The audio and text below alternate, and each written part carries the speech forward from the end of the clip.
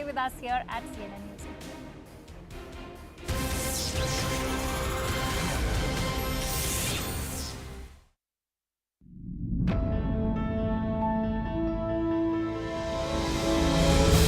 Congress leadership issues is not something that is the figment of my imagination. These are real issues facing the Congress party.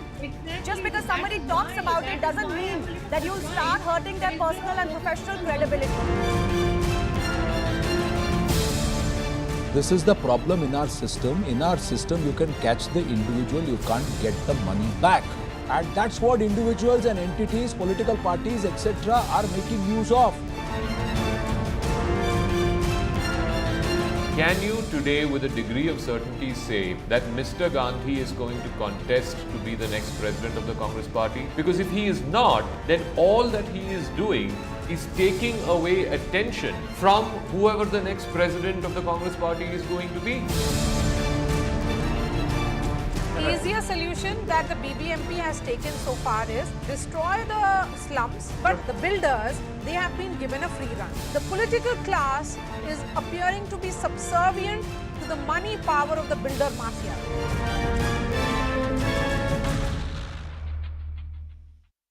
Some tried to climb down their room windows using the drain pipe. Firefighters used crane ladders to rescue guests who were trapped in the hotel. Most of the people who unfortunately died were suffocated to death. Prime Minister Modi announced a compensation of 2 lakh rupees for the families of the deceased. A high-level inquiry has been ordered into the matter. There was high drama in Hyderabad as police lathi-charged village revenue assistants who had gathered near the Telangana Assembly. They were demanding promotions and implementation of the Pay Revision Commission. Later, State IT Minister KTR met with the village revenue assistants and assured them of an early resolution to their issue. Heavy rains in Andhra Pradesh's Srikakulam left large parts of the district under water. Vast stretches of roads and highways were inundated. Cars were seen submerged as residential areas were flooded. People were seen wading through knee-deep water. The incessant rains have also led to a rise in water levels in rivers in and around Srikakulam. In Bihar's Begusarai, unidentified bike-borne assailants went on a rampage for at least 40 kilometers, opening fire and randomly shooting at people on the road. At least 10 people were injured and 1 was killed as a result. According to the police, the shooters were drunk and deranged. Cops are still on the lookout. A freak accident on a national highway in Punjab was captured on camera. A loaded 18-wheel trailer took a sudden turn without slowing down. The huge vehicle lost balance and its contents spilled onto the road. 3 cars were headed towards the trailer when it swerved and crashed. 1 car rammed into the trailer, the other 2 had a narrow escape. A couple and their son were in the car that got crushed. All 3 died on the spot. The incident took place in Punjab's Behram on the national highway which connects Phagwara and Chandigarh. Police have registered a case against the trailer driver for rash driving. The National Commission for the Protection of Child Rights has written to the Chief Election Commissioner seeking action against Congress MP Rahul Gandhi. The child rights body has accused Rahul Gandhi and other Congress leaders of misusing children as political tools during the Bharat Jodo Yatra. The NCPCR claims that Congress's children's wing, Jawahar Bal Manch, is targeting kids with political intentions. While campaigning in Gujarat for the upcoming assembly elections, Aam Aadmi Party convener Arvind Kejriwal declared that the Congress is finished in that state. Kejriwal has pitched the AAP as the BJP's main rival in Gujarat instead of the Congress. He has urged voters not to waste their votes on the Congress, claiming that the party is not going anywhere. A horrific accident involving a school van in Surat was captured on camera. A speeding car collided into a school van packed with children. The school van took a right turn, but in the middle of the road, a speed car had a head-on collision with the van. The impact was so strong that the van overturned. The car driver, on the other hand, lost control and was pushed to the other side of the road. Bystanders ran towards the school van and rescued the terrified kids who were trapped inside. ISRO is developing an intelligent geostationary communications satellite. Let's break down what this exactly means. It can be reconfigured by changing frequencies. The bandwidth will allow the shaping of spot beams which are targeted. It will also permit the shaping of antennas receiving these beams. There is reduced risk of interference because of this with other transmissions. It'll also be software driven through Tharuput satellites. Two separate incidents from Kerala of stray dogs attacking kids have been caught on camera. The first incident is from Kozhikode. A stray dog is seen lunging at a young boy who was riding by bicycle. The boy is so taken aback that he falls off the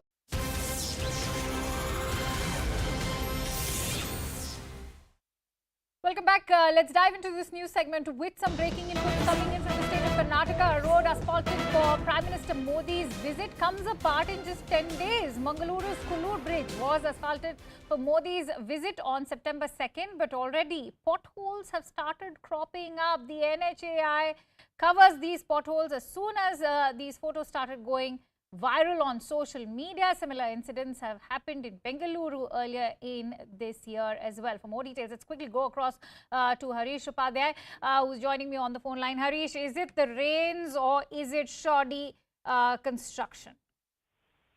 Well, looks like shoddy construction. This is a bridge in Kollur area of Mangaluru, and what we understand is that this entire bridge was asphalted for Prime Minister Modi's visit that happened early in the month. And within just around 10 days, the potholes have started cropping up on this stretch. And as soon as these photos went viral, the National Highway Authority of India has filled these potholes. But it's very evident there that it's a freshly asphalted road, and potholes have come up, and a cover-up job has been done by the NHAI. Now, questions on the quality of roadwork in Karnataka have all along cropped up, looking at the kind of potholes in Bengaluru or other parts of the state. Remember, when Prime Minister Modi visited Bengaluru earlier in the year, there were two locations around Bengaluru University campus where we had seen one massive crater and in other place pothole cropping up. In fact, there was a stretch of the road which caved in, and there were questions on the quality of work then. The government had said it was emergency work. In the case of road caving in, the government had said there was a pipeline leak. The Prime Minister's office, in fact, sought a report then. But that doesn't seem to have changed much in terms of ensuring quality work when it comes to road building in Karnataka. Absolutely. Stay with us, Harish, because I'm also joined in by Mr. Shankara Guha of the Congress Party. Mr. Guha, what do you have to say about the condition of these roads, the potholes emerging time and again, as Harish was pointing out, not just in Mangaluru, but Bengaluru as well. In fact, the entire state of Karnataka is facing this crisis. Good morning to you, Akanksha, and to all the viewers. Good morning. As you rightly pointed, this is not the first time. And previously also, when the Honorable Prime Minister visited Bangalore, there was a stopgap arrangement done, and they said they did some patching work on the road and laid out new asphalt. But all of it came away the next day itself. So they launched a high-level committee and did something, but nothing happened. Nothing came out of it really. What is happening, nobody knows after that. Who has been held responsible, nobody knows. So a similar incident again in Bangalore. This shows that the government is absolutely not serious as far as the people are concerned. They have zero concern for civic amenities, to give civic amenities, basic civic amenities to the people of our state. All that they want to do is impress the Prime Minister who came here. That's all. So in their hurry, they have probably forgotten that people will also use it later on, and they have just done some stopgap, little bit of arrangement, whatever, and it is there for all of us to see. Time and again, the government has failed. Probably this is also an effect of 40%. So this is what happens when you steal away 40% from the work. We have been telling this from day one, and we are tired of this. Now, there is no point in telling the people that they are wrong, they are not doing anything, they are failing in their work, they are unable to provide you your basic needs. Now, this negative thing is enough. Now we are tired of it. It is there for people to see. The entire state has understood their state of mind and what they are doing. Now we have launched a high-level action plan committee from our party. We are studying the entire state, the basic amenities from Bidar to Chamarajanagar. We are studying the entire state. We want to tell people what we are going to do, how we are going to improve. Our Honorable President, Shri D.K. Shivakumarji, under his leadership, we are going to tell the people of the state that what we are going to give you and how safe you are going to be here, how comfortable we are going to be here. That's it. You know, this is enough and done. There is no point in talking to these people. We have an MP who is busy vlogging on food. We have another minister who is sleeping in a serious meeting with the Chief Minister on the range in Bangalore. So this is their attitude. And you also recently saw the dance program. The Janotsava was supposed to be a Janaspandana Karikrama. Right. They're supposed to, and they were all busy dancing there. So they know that they're going to lose. They're not bothered about the state. They're not bothered about development. There is nothing happening here. In the last 3 years, from the time BJP has come to power, the state has gone back by at least 30 years. That is their contribution to the state. Absolutely. There's no escape from the justification, considering the NHAI is a central authority, but taking a cue from what you were mentioning as far as the floods in Bengaluru are concerned, even at a state level, we've not seen any progress as far as the BBMP is concerned or other civic agencies in Bengaluru itself. See, yesterday evening, again, we had heavy rains here, and we are faced with similar issues. The Chief Minister said that the Greater Kormangala stormwater drains were cleaned, and with a cost of more than 100 crores, it was cleaned and set right. But again, the whole area is again drowned. What are they doing? Did you really clean, or did you siphon off the money for something else? There is no point in talking. As I said, enough. We have had enough of trying to point out their weakness and what they have not done. People of the state have understood them. They know these people are doing nothing. See, everything starts and ends with the communal issue. How much are you going to do it? How much? Stop at that. Work. You have to work. You have to take constructive criticism. We are here to tell you where you are erring, where you are going wrong. You don't want to listen to us. You don't want to listen to the people of the state. You want to take unilateral decisions. All you want to do is please your leadership when they come here, your central leadership. Fine, do it. But your priority should be the people of the state. Your priority should be the development of the state. Literally, we have gone down by 30 years. We have gone behind by 30 years in the last 3 years of their governance. It has been a hopeless government. We have never seen such a weak chief minister all through our active political life. It is there for everyone to see. We have had it enough. As I said, we are going to talk on a positive note, and we are going to tell people what we want to give you.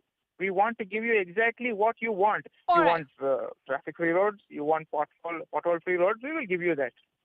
All right. Many thanks to you, Shankara Goa, for joining us on this newscast. Remember, this continues to be a significant, huge problem for Karnataka. We will keep bringing you more details on this news story. And with that, let's now shift our attention over to some more news stories that are coming in. There's been a mass exodus in Goa Congress. 8 Congress MLAs, including the former Chief Minister Digambar Kamath and leader of opposition Michael Lobo, have reached Goa Legislative Assembly to join the BJP. Congress now has just 3 MLAs. This is the latest we are bringing to you in Breaking Inputs. The mass exodus in Goa Congress is now underway. 8 Congress MLAs, including the former Chief Minister of Goa, Digambar Kamath, and leader of opposition Michael Lobo, have reached the Goa Legislative Assembly to join the BJP. Remember, it's Operation Lotus that the opposition has been alleging, which they claim the BJP is currently carrying throughout the country. It seems like Goa could be up next, as Congress now has just 3 MLAs left. It, of course, is going to be a massive setback for the Congress party at a time when Rahul Gandhi is on with his Bharat Jodo Yatra in South. It seems that his attention or focus in the southern states has cost the state of Goa as far as the Congress party is concerned, because this is the latest. We are now learning that 8 Goa MLAs, which also include former Chief Minister Digambar Kamath and leader of opposition Michael Lobo, have now joined the BJP. They have reached the Goa Legislative Assembly to join the BJP. This is what reports are now indicating, and that also leaves Congress with only 3 MLAs. Will Congress party be able to rescue itself from the debacle that could take place in Goa is the question that we are going to probe further. Remember, Maharashtra is one of the latest examples of the way Congress we've seen lose foothold in Maharashtra. For more details, let's quickly go across to Pallavi Ghosh on the phone line. Pallavi, what is the latest that you're learning as far as Goa is concerned? So what we are knowing is that Digambar Kamath, along with at least 6 to 7 MLAs, are going to be joining the BJP officially today in a short while from now. In fact, there were murmurs and speculations about it long time back. If you remember the Goa Assembly, which had been called, it was at that point of time speculated that Digambar Kamath is going to be leaving the Congress party along and join the BJP along with a couple of other MLAs. At that point of time, he had completely rejected that speculation, but that seems to be coming true now. Now, what does it really mean? Of course, once again, yet another setback. The Congress party is going to be reduced to a very small number over there, likely to be left with only 3 to 4 MLAs in Goa. And the second important thing I would say, Akanksha, it's right in the middle of the Bharat Jodo Yatra. And this is exactly what we have been talking about. The biggest challenge for the Congress party remains how to remain united, how to not face these kind of setbacks. We know that the Yatra took place immediately after Ghulam Nabi Azad left the Congress party, and that was a very bitter break which took place. Now, in the middle of this, as the Yatra reaches Kerala, completes a week, this will be seen as a huge setback and once again set forward the narrative that under Rahul Gandhi's leadership, the party is not able to stay together. Also, Pallavi, whether it is Digambar Kamath or Michael Lobo, both these leaders have cost heavy to the Congress party, because remember, in July, the Congress was in fact even considering their disqualification. Yes, absolutely. And not only that, just to step back a little bit more, during the Goa election, the Congress party was very, very gung-ho because they felt that they are going to be winning elections. And that's the reason when they had rejected any kind of a tie-up with the Trinamool Congress, because they said we can win on our own. But it was a setback for them because AAP won 2 of the MLAs. TMC, of course, was a complete no-show. The Congress party, in fact, filed a kind of a notice after that, as you were pointing about, once the results were out, about disqualification as well. But we see that the tables have now completely been turned on the Congress party. And this, of course, is something which is going to be very difficult for them, because it's going to have deep ramifications in Maharashtra, which is a neighboring state also. But more than that, the narrative starts building up. And this is exactly what many in the Congress party were fearing. Something like this should not happen in the middle of the Bharat Jodo Yatra. In fact, Pallavi, I remember when Digambar Kamath was asked about his Delhi visit, which happened some days ago, he in fact said that I retire very hurt and I'll talk when I want to. Taking a cue from that statement, this of course brings us back to the entire discussion that's been going on for days, rather years now, about those deepening fault lines within the Congress party. And many of the seniors actually feeling disenchanted. The lack of communication with the center leadership is something which they all talk about. Goa particularly, I think, is a test case of where the Congress party often gets it wrong. I remember during the last elections, not this time around, but the last state elections, the Congress party was almost poised to form a government over there because they required those numbers. Vijay Sardesai was a person who was kept on waiting for that phone call to come in. Digvijay Singh, I remember, was in charge of Goa at that point of time. That phone call never came, and therefore they decided to go and support the BJP, and the rest is history. So Goa particularly would hurt the Congress party, because this is something on hindsight, the Congress has often said that, lack of communication, no connection between the state as well as the central leadership has its important political ramifications, and we are seeing exactly what is happening today. All right, Pallavi, stay with us, because I'm also joined in by Mr. Rashid Alvi of the Congress party. Mr. Alvi, these are two very senior leaders that we are looking at. A possible exit from your party, this indeed is shocking, and how this indeed is going to work against the ongoing narrative of your party that, the Gandhis don't have respect or time as far as the veterans within the party are concerned. Actually, this is the proof that all agencies of our government, whether it is CBI or Income Tax Department or ED, are under the control of Bharatiya Janata Party. You know, it is not happening in Maharashtra. Entire Shiv Sena has come out from the party and has formed its own party. So whether it is so simple, it has ever happened in this country, and it is But happening Mr. everywhere in Alvi, every to say state. that they are being bought is going to be, I think it's a very weak argument being presented, considering it's not just a few, a minority of leaders. We are looking at the majority now step out, and it is an open secret that there is growing discontent within the party. You know, all the arguments of Congress, you will feel these are the weak arguments. But this is the truth. It is happening everywhere. It has happened in Goa. It has happened in Uttarakhand. It has happened in Madhya Pradesh. They wanted to do it even in Rajasthan. Everywhere. Whether this is the real Loktantra of this country, this is the democracy of this country.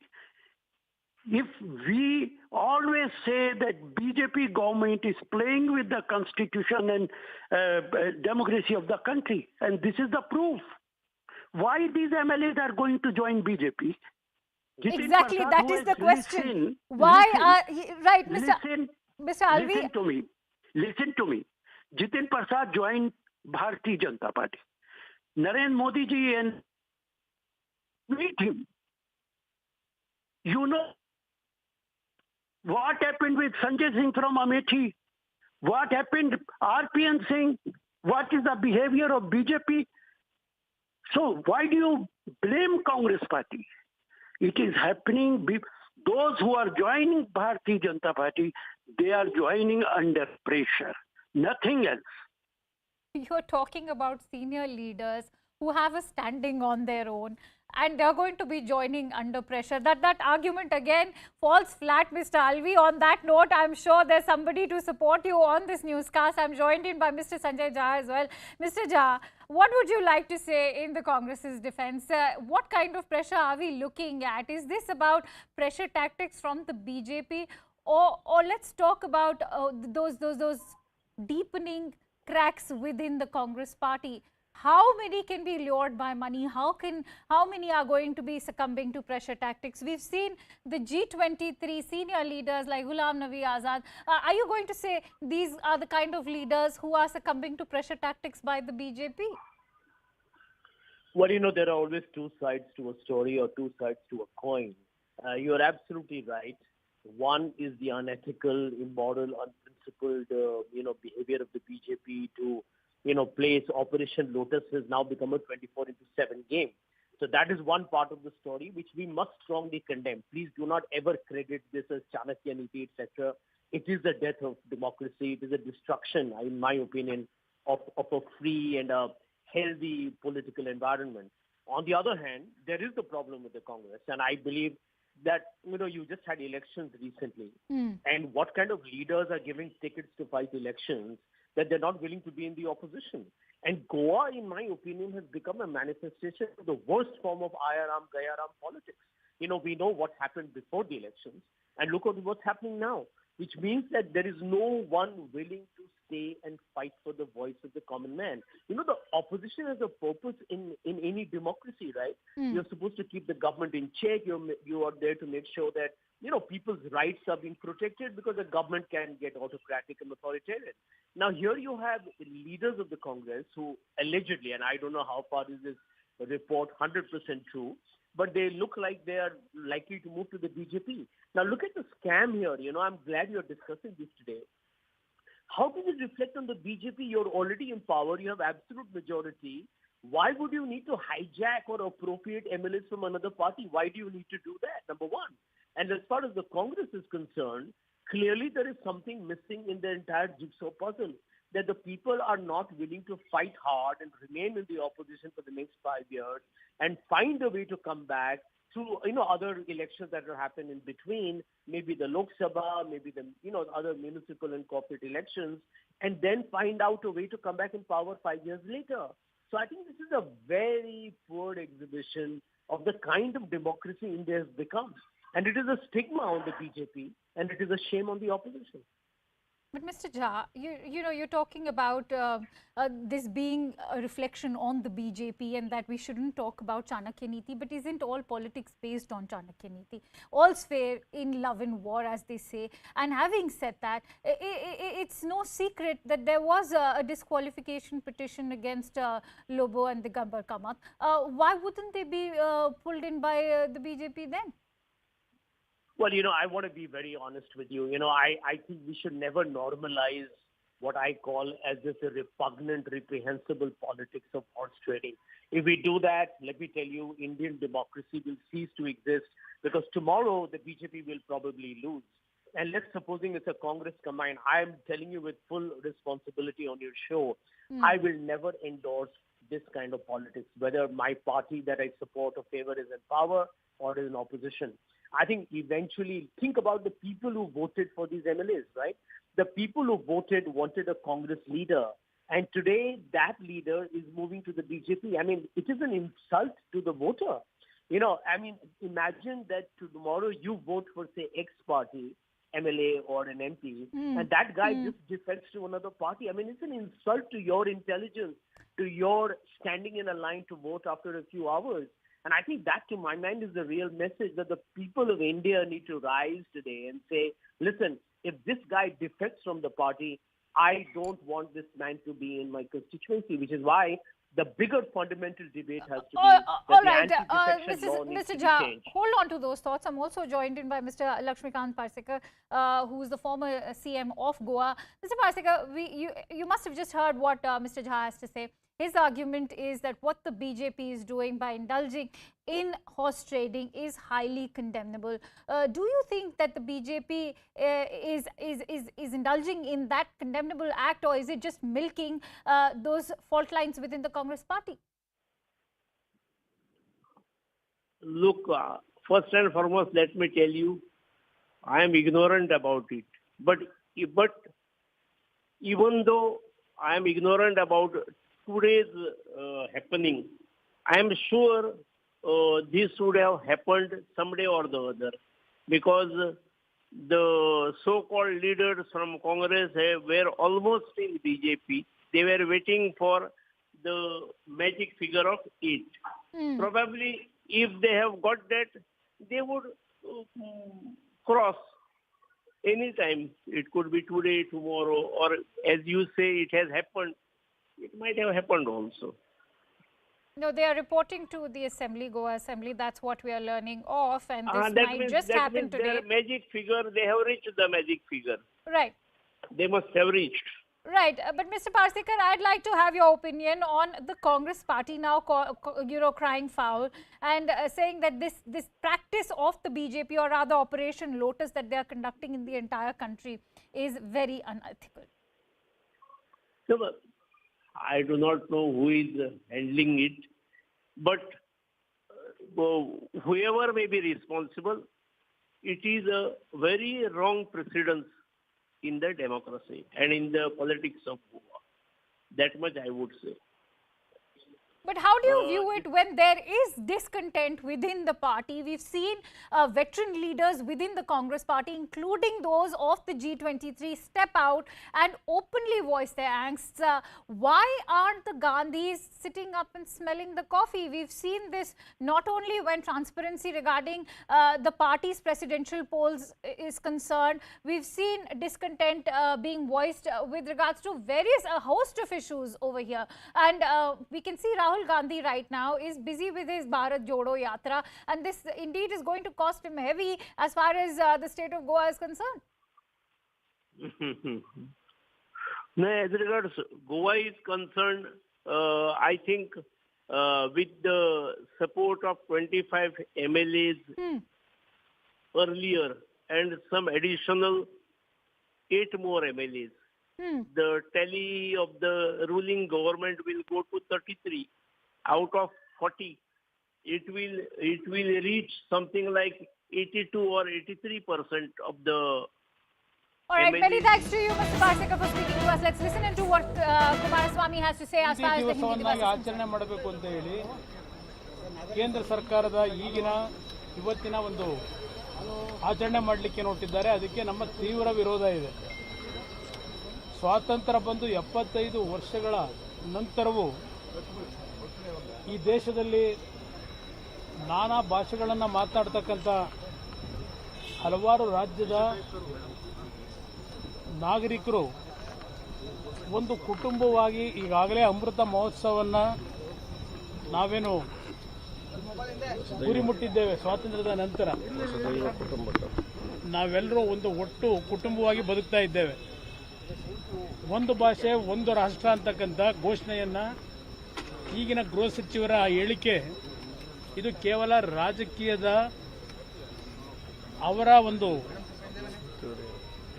ದೇಶದ ಸಮಸ್ಯೆಗಳಿಗೆ ಪರಿಹಾರವನ್ನು ಕಲ್ಪಿಸಲಿಕ್ಕೆ ವಿಫಲರಾಗಿ ಈ ರೀತಿಯ ಒಂದು ಭಾವನಾತ್ಮಕ ವಿಷಯಗಳನ್ನು ಕೆದಕ್ತಾ ಇದ್ದಾರೆ.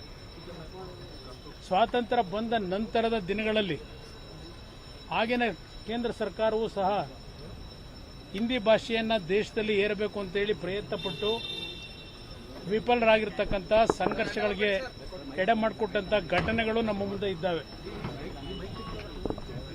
ಇವತ್ತು ಉತ್ತರ ಇಂಡಿಯಾದಲ್ಲಿ ಕೆಲವು ಭಾಗದಲ್ಲಿ, ಉತ್ತರ ಇಂಡಿಯಾದಲ್ಲೂ ಸಹ ಎಲ್ಲ ರಾಜ್ಯದಲ್ಲೂ ಹಿಂದಿ ಭಾಷೆನೇ ಇಲ್ಲ, ಆಯಾ ರಾಜ್ಯಗಳ ಭಾಷೆನೇ ಇದೆ.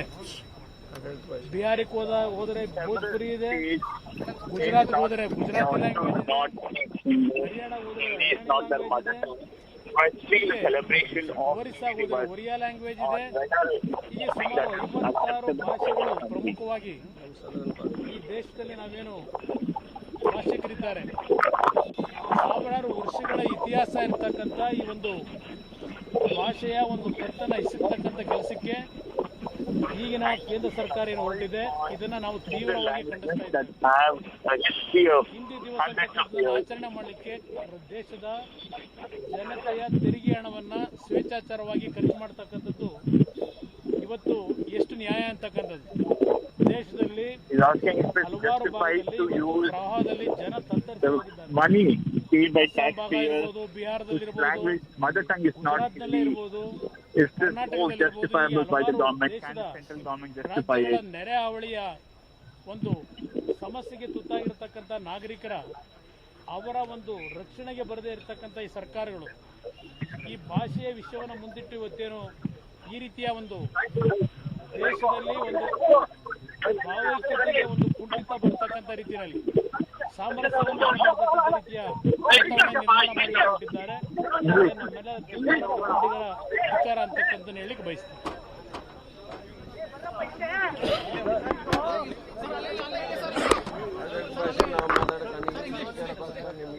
How can you speak English? How can you speak English? English is common.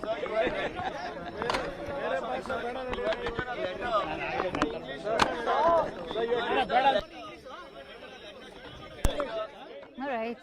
So as we know, there's a huge controversy going on as far as celebrating Hindi Divas in Karnataka is concerned.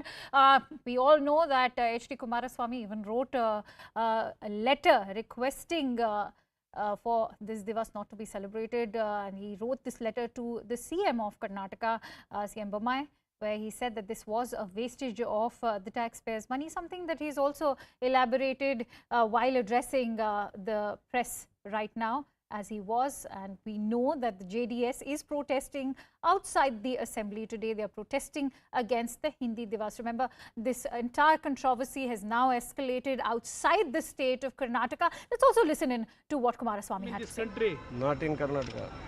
to get 2 meals, people are actually, how they are struggling. Yes. This is our issue. First you protect the interest of the people. Food, shelter. Then we discuss about all these sensitive issues. The last thing, sir, government is saying if you learn Hindi, when you go to North India, you will get a job. Where will you get the job? In North India, if you go. How they will give? You are providing Hindi people. Kannadigas only. We invite everybody. Yes. We honor everybody in this country. Yes. All language people, we are the only state with honor. We accept everybody. But other than that, no states are in this country. We are not getting fruitful decisions. Sir, today Mr. Amit Shah says that Hindi unites the whole country. Sir, Amit Shah said Sir, what will going to useful in that? All language. Sir. Not See, here this country from 75 years. We have not lived. Why you require all these things now? Sir, Amit Shah says Hindi unites the country. How it will going to unite? The whole country. No, the country is not in united position. We are not in united. We are not united now. From last 75 years, we live like brothers and sisters. What is the necessary now? By introducing this kind of thing, how are you going to unite the country? You wanted to divide the country by using these kind of silly issues. Thank you, sir. Where is the Indian southern? All right, let's quickly go across to Ritu, who is stationed live at Freedom Park, where JDS is also protesting against the Hindi Divas. Ritu, we just heard what Kumaraswamy had to say. He's of course questioning the basic premise that's being posed by the BJP government, and that is of having a common mother tongue, and that mother tongue should be Hindi. Yes, exactly. You see, the former CM H.D. Kumaraswamy, who wrote a letter to CM Basavaraj Bommai saying that the taxpayers' amount should not be, invested for the Hindi celebration, for Hindi Divas celebration in the state, wherein he also says that, Hindi is not one single language that should be celebrated in the Karnataka, because all over here in the country, you see, there is a hundreds of languages and the cultural diversity too. So that so the Congress leave it to them. So the Congress they will choose their language. Congress is also supporting this Divas. Congress is also supporting the Hindi Divas today. No, both Congress and BJP. I know, even from 1947, Congress also, they try to impose this in the country. In Congress role, when they try to impose this issue, what happened in country? In Tamil Nadu, in Karnataka, the violence which took place. That is in this history. It is there. Why is this important at this point of time, sir? It is not important. It is not important for the country. This is important for BJP only.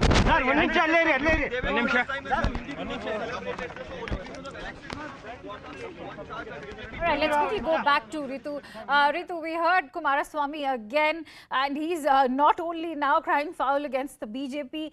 When he was asked about the Congress, he said that he's seen that the BJP and Congress both are on the same plane as far as this entire row is concerned. Yes, so but you see what the BJP party have to say to all this kind of the controversy that has erupted in the Karnataka state. So the BJP is saying that why is that the JDS is all sudden coming out and protesting against the Hindi Divas celebration. You see, that's the party wherein, when the Deve Gowda too was the chief minister of the Karnataka and was also a prime minister too back then. Why did not he stop the Hindi Divas celebration? Why is that, the JDS party is starting this all sudden?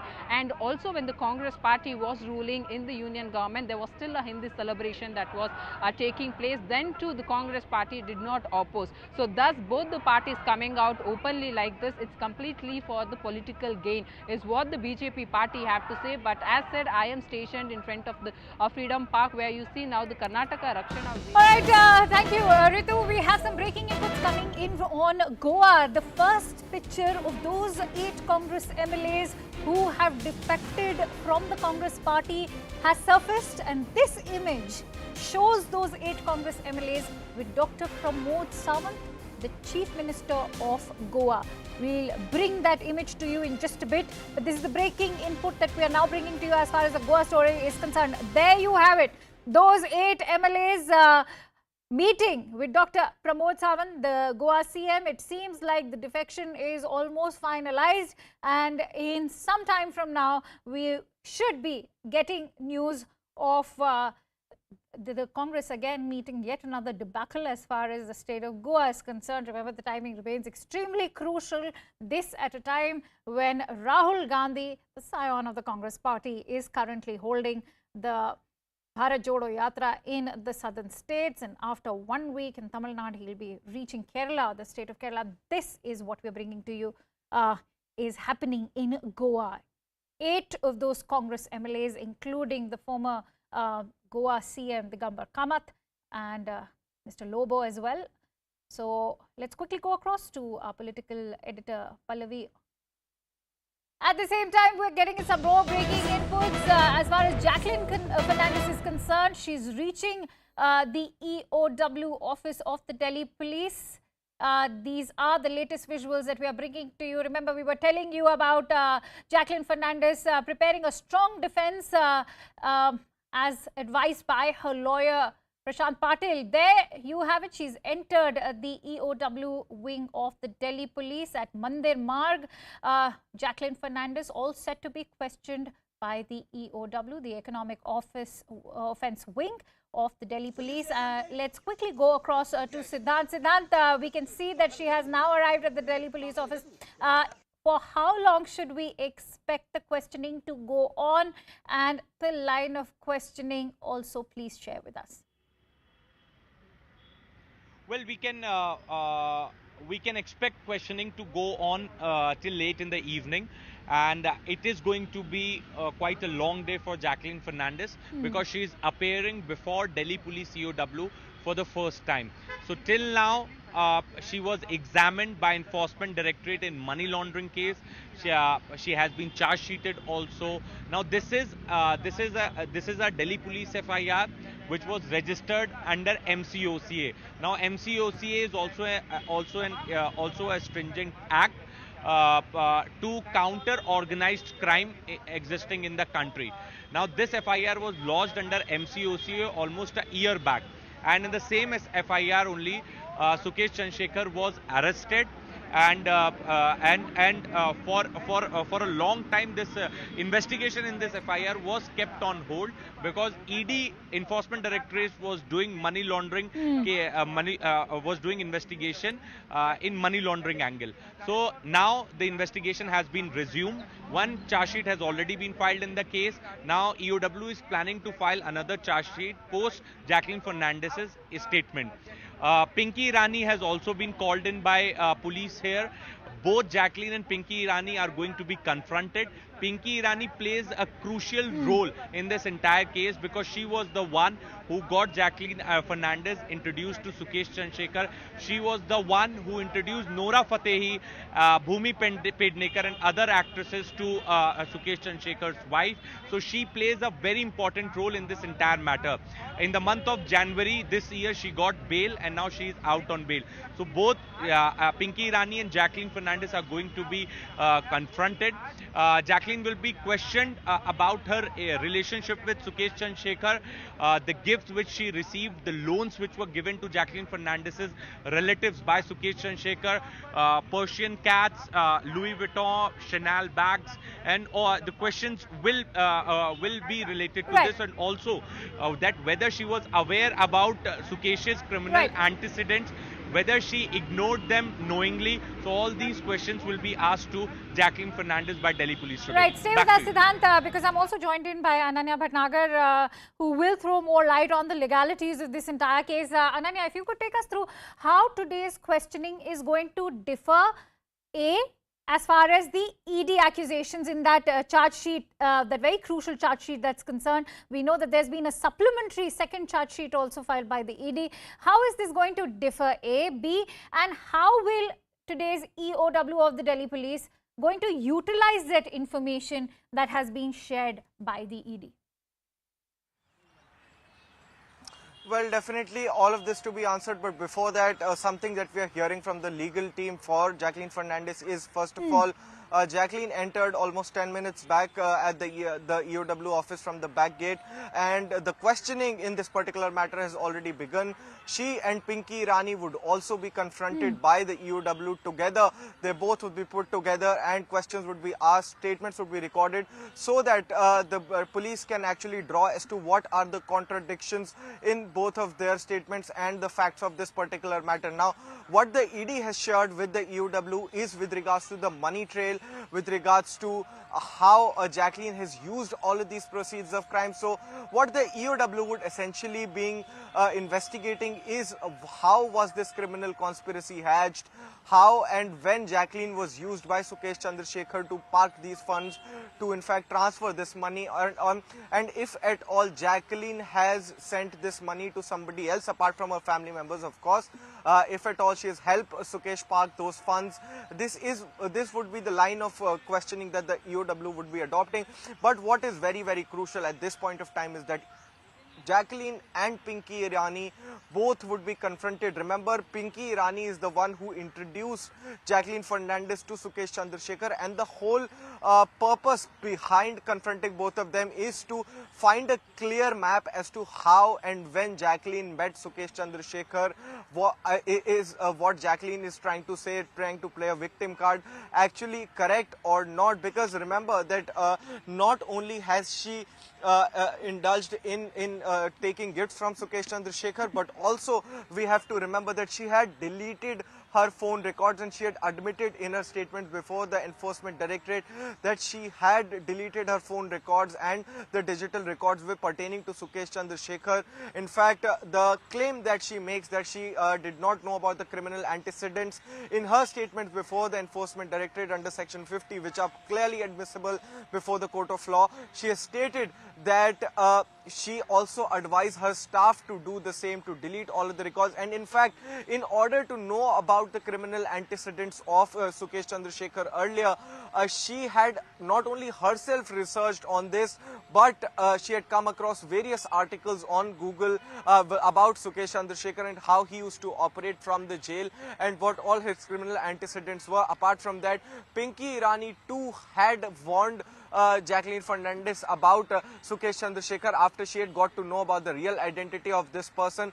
However, all of that kept aside, Jacqueline still continued to be with Sukesh Chandrashekhar, and that is what the ED charge sheet clearly goes on to say, that in the lure of money, Jacqueline actually forgot who actually Sukesh Chandrashekhar is, and continuously even her family members never objected to it because of the money involved, because of the huge sums of money that they were getting, the gifts that Jacqueline was receiving, the costly gifts including Chanel bags, including expensive cars, and also a very, very expensive horse that was gifted to Jacqueline Fernandez by Sukesh Chandrashekhar. So now very, very crucial aspect is how and what Pinky Irani and Jacqueline Fernandez say when they are confronted with each other by the EOW official. The questioning has already begun as we speak. Right. Ananya, I'm going to request you to stay with us because I'll also like to quickly go over to Ashish Mehrishi, who tracks the Enforcement Directorate for us. And of course, as we all know, that this entire questioning is going to be happening in the backdrop of that crucial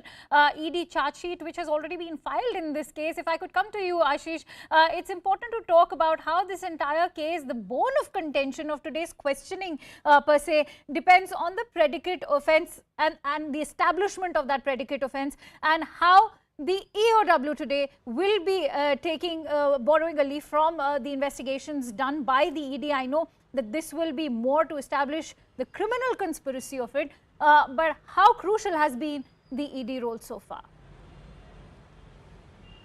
So, if you remember, when the Delhi police filed an FIR, the most important aspect was that Jacqueline was not named as an accused. She was the witness even in the Enforcement Directorate case. It was being looked as that she might have been used. But ultimately, during investigation, the Enforcement Directorate filed a charge sheet, a supplementary charge sheet, which very clearly showed that Jacqueline Fernandez was very much in the know that Sukesh Chandrashekhar had criminal antecedents. He has been in and out of jail, and in fact, she was accepting gifts like a horse, Persian cats, Chanel bags, Hermes bags, expensive sandals, money for family members abroad, cars for family members abroad. So, the total amount was around 7.25 crore rupees, and that is why assets worth 7.25 crore rupees in the form of fixed deposits of Jacqueline Fernandez has been attached by the Enforcement Directorate. Now, having said that, why today's appearance is important? Today's appearance is important because if the charge sheet of Enforcement Directorate has to stand in the court of law, it has to be, the predicate offence, that is the first offence where the FIR was first filed, that is Delhi police.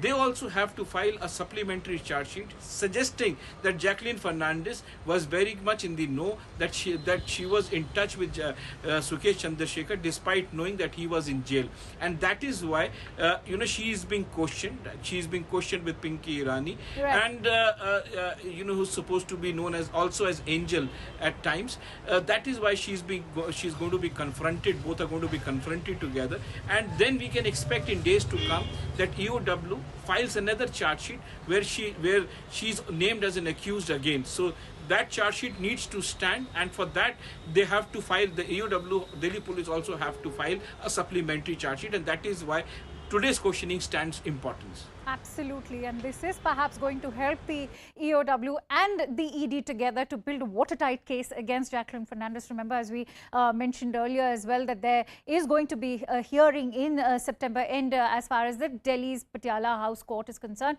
and perhaps the questioning that's taking place today is going to aid in presenting a stronger case against Jacqueline Fernandez. For now, let's also talk about the kind of difference in the narratives that is coming in from Sukesh Chandrashekhar and Jacqueline Fernandez. What are the gifts that Jacqueline Fernandez received? The ones on record, the gifts to Jacqueline from Sukesh was a Maserati and a Porsche, and of course this is also along with above a crore rupee, worth above a crore rupee. Gift number 2, a Mini Cooper car worth 50 lakh rupees. This, according to Jacqueline Fernandez, was returned back to Sukesh. Number 3 is a horse worth 52 lakh rupees. This is just another one of those expensive gifts that were received, or is rather alleged to have received, by Jacqueline Fernandez. 4 Persian cats worth 36 lakh rupees. That's also in a part of that list of those expensive gifts. And having said that, it also includes these expensive luxury labels like designer bags from Gucci and Chanel, again worth 5 lakh rupees. And the crucial question that's going to be posed is, what was aiding the acceptance of these gifts? Another one of them is a pair of Louis Vuitton shoes worth 2 lakh rupees. That's part of all those gifts that has been alleged by Sukesh Chandrashekhar, and this is what the EOW is also going to be questioning. This is going to be part of the questioning today, when the Economic Offence Wing of the Delhi Police will be asking Jacqueline whether or not she received these gifts, how often was she in contact with Sukesh Chandrashekhar, because remember, these gifts are part of the list of gifts that Sukesh Chandrashekhar claims to have offered to Jacqueline Fernandez. For more details, let's quickly go back to my reporter Siddhant, who is joining us live on the broadcast. So Siddhant, we've of course shared those gifts allegedly given by Sukesh Chandrashekhar to Jacqueline Fernandez. I'm sure this is going to be a part of the questioning that will be posed by the EOW today. What else can we expect as far as the questions are concerned? And what has been the role of Pinky Irani so far? Well, look, these are the 2 different investigations. Enforcement Directorate's investigation was on money laundering angle, and in fact in the charge sheet also, which has been filed by Enforcement Directorate against Jacqueline and Irani, it has been very clearly mentioned, and these are these are the findings of the federal agency, that for the lure of money, Jacqueline Fernandez knowingly ignored the criminal antecedents of Sukesh Chandrashekhar. Also, ED charge sheet says that the gifts, expensive cars, horse, Persian cats, Chanel, Gucci products were purchased from the proceeds of crime, the money which Sukesh Chandrashekhar extorted. So these are the 2 main points in Enforcement Directorate charge sheet. Now, Delhi Police's case is of a criminal conspiracy. This FIR was lodged under MCOCA almost a year back, and this was the first FIR. So basically, there was this was a tip-off which was received by Delhi Police Special Cell, and Rohini jail was raided in the month of August last year. And from there only, electronic gadgets and the entire system of Sukesh Chandrashekhar was seized by Delhi Police Special Cell, and in fact that entire nexus was exposed. Later the case was transferred to crime branch, and then after which it got transferred to EOW because it involved huge money. So it all started when he extorted money from Aditi Singh, wife of Malvinder Singh, the owners of the Ranbaxy. 200 crore in cash were extorted by Sukesh Chandrashekhar, where he impersonated as law secretary and senior bureaucrat in government, and assured Aditi Singh that he will help Aditi Singh getting Malvinder Singh out of jail, and on that pretext he extorted 200 crore. Now ED's case was that these cars, horses, Persian cats are proceeds of crime, were purchased from the money which was extorted. Delhi Police's case is of a criminal conspiracy. Right. This FIR was lodged under MCOCA Act, one of the stringent act, and Sukesh has already been charge sheeted. In fact, this FIR also talks about the shell companies which were floated by Sukesh and his wife Leena Maria Paul after the 200 crore were extorted from Aditi Singh. So in this regard only Jacqueline Fernandez has been summoned. So Delhi Police will ask questions related to her involvement in the entire criminal conspiracy, whether she was aware about the criminal conspiracy, whether she had any idea that Sukesh is planning something of this sort, whether Sukesh shared anything to her ever, Right. was she aware about the criminal antecedents of Sukesh Chandrashekhar, Leena Maria Paul. Right. So all these questions will be, and what is her link with Pinky Irani? How did Pinky Irani approach her first? So all these are very legit questions which Delhi Police is going to ask. Obviously, the timing can be questioned because what were Delhi Police doing all this while? Right. It's been 1 year since the registration of FIR, but they had not summoned her. This is for the first time they are asking her to come and record her. So that can definitely be questioned. But this is a very legit case. Statements are in Right. favor of Delhi Police. Evidence is before Delhi Police. Aditi Singh's statement has already been recorded.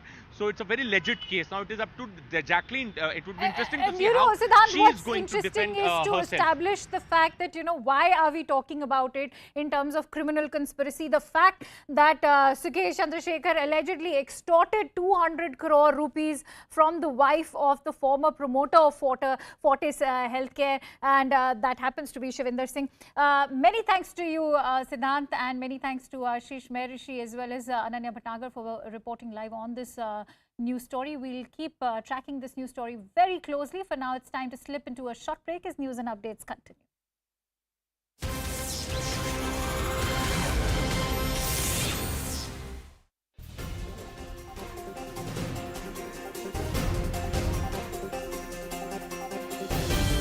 Samarkand is all decked up to host upcoming SCO 2022.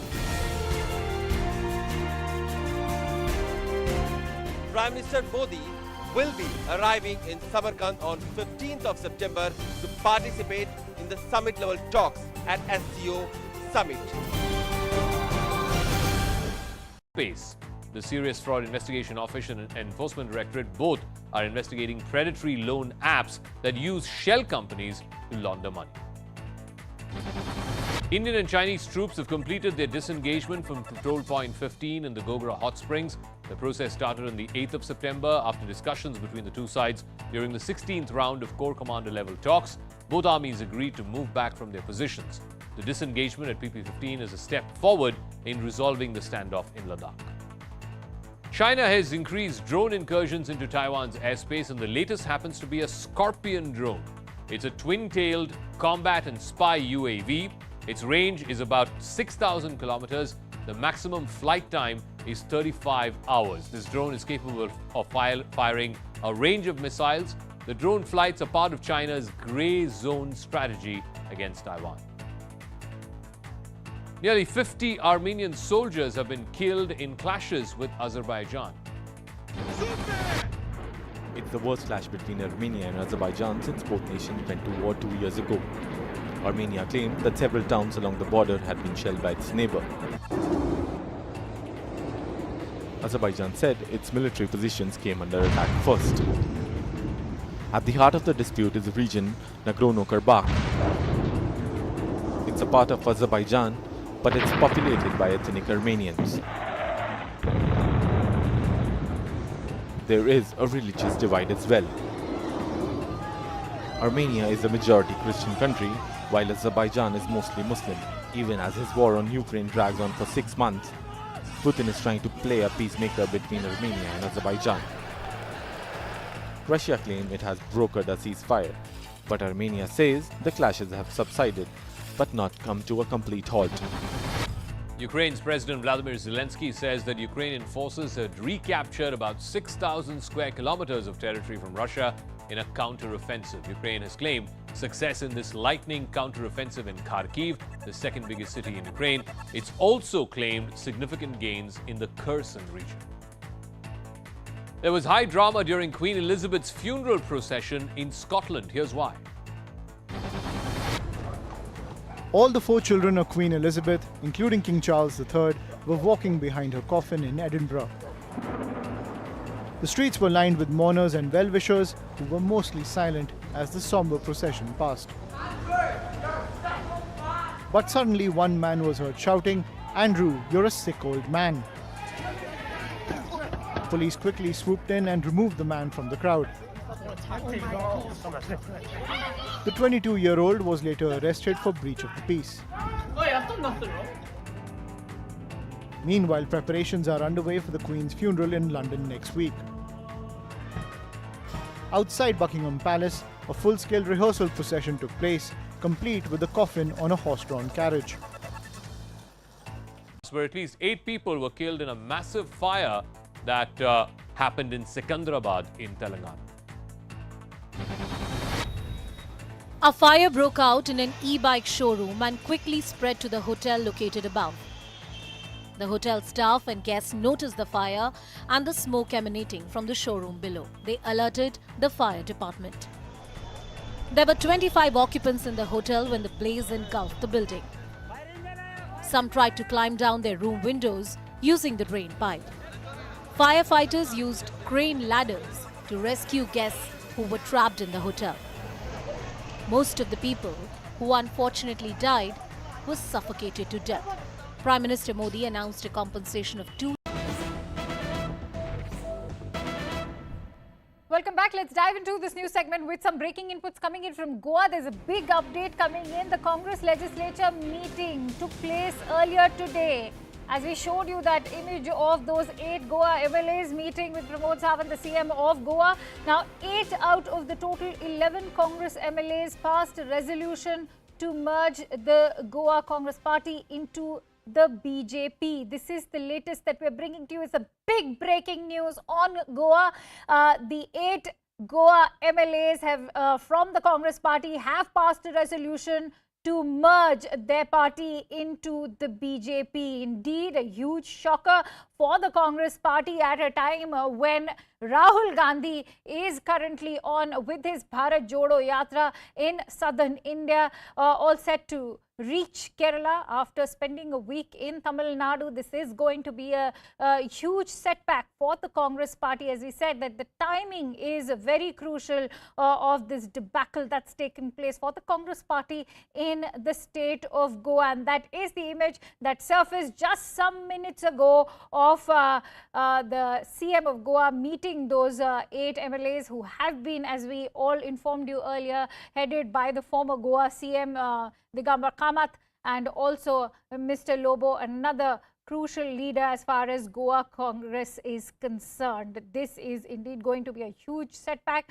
The resolution has been passed by those 8 MLAs of the Goa Congress as they held a legislature meet.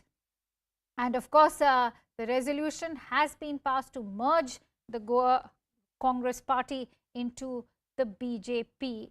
And of course, that goes on to say that the Goa Congress is currently now in shambles. Huge and several questions being posed towards the Congress Party. What happens to the fate of Congress in the state of Goa, considering at the moment it is in shambles? What is going to rescue the Congress Party is going to be another cause of concern. Will Rahul Gandhi go into a huddle? For more details, let's quickly go across to Pallavi Ghosh on the phone line with us. Pallavi, what should we expect now? Well, I mean, this is of course a huge embarrassment and I would say also a setback for the Congress party in Goa.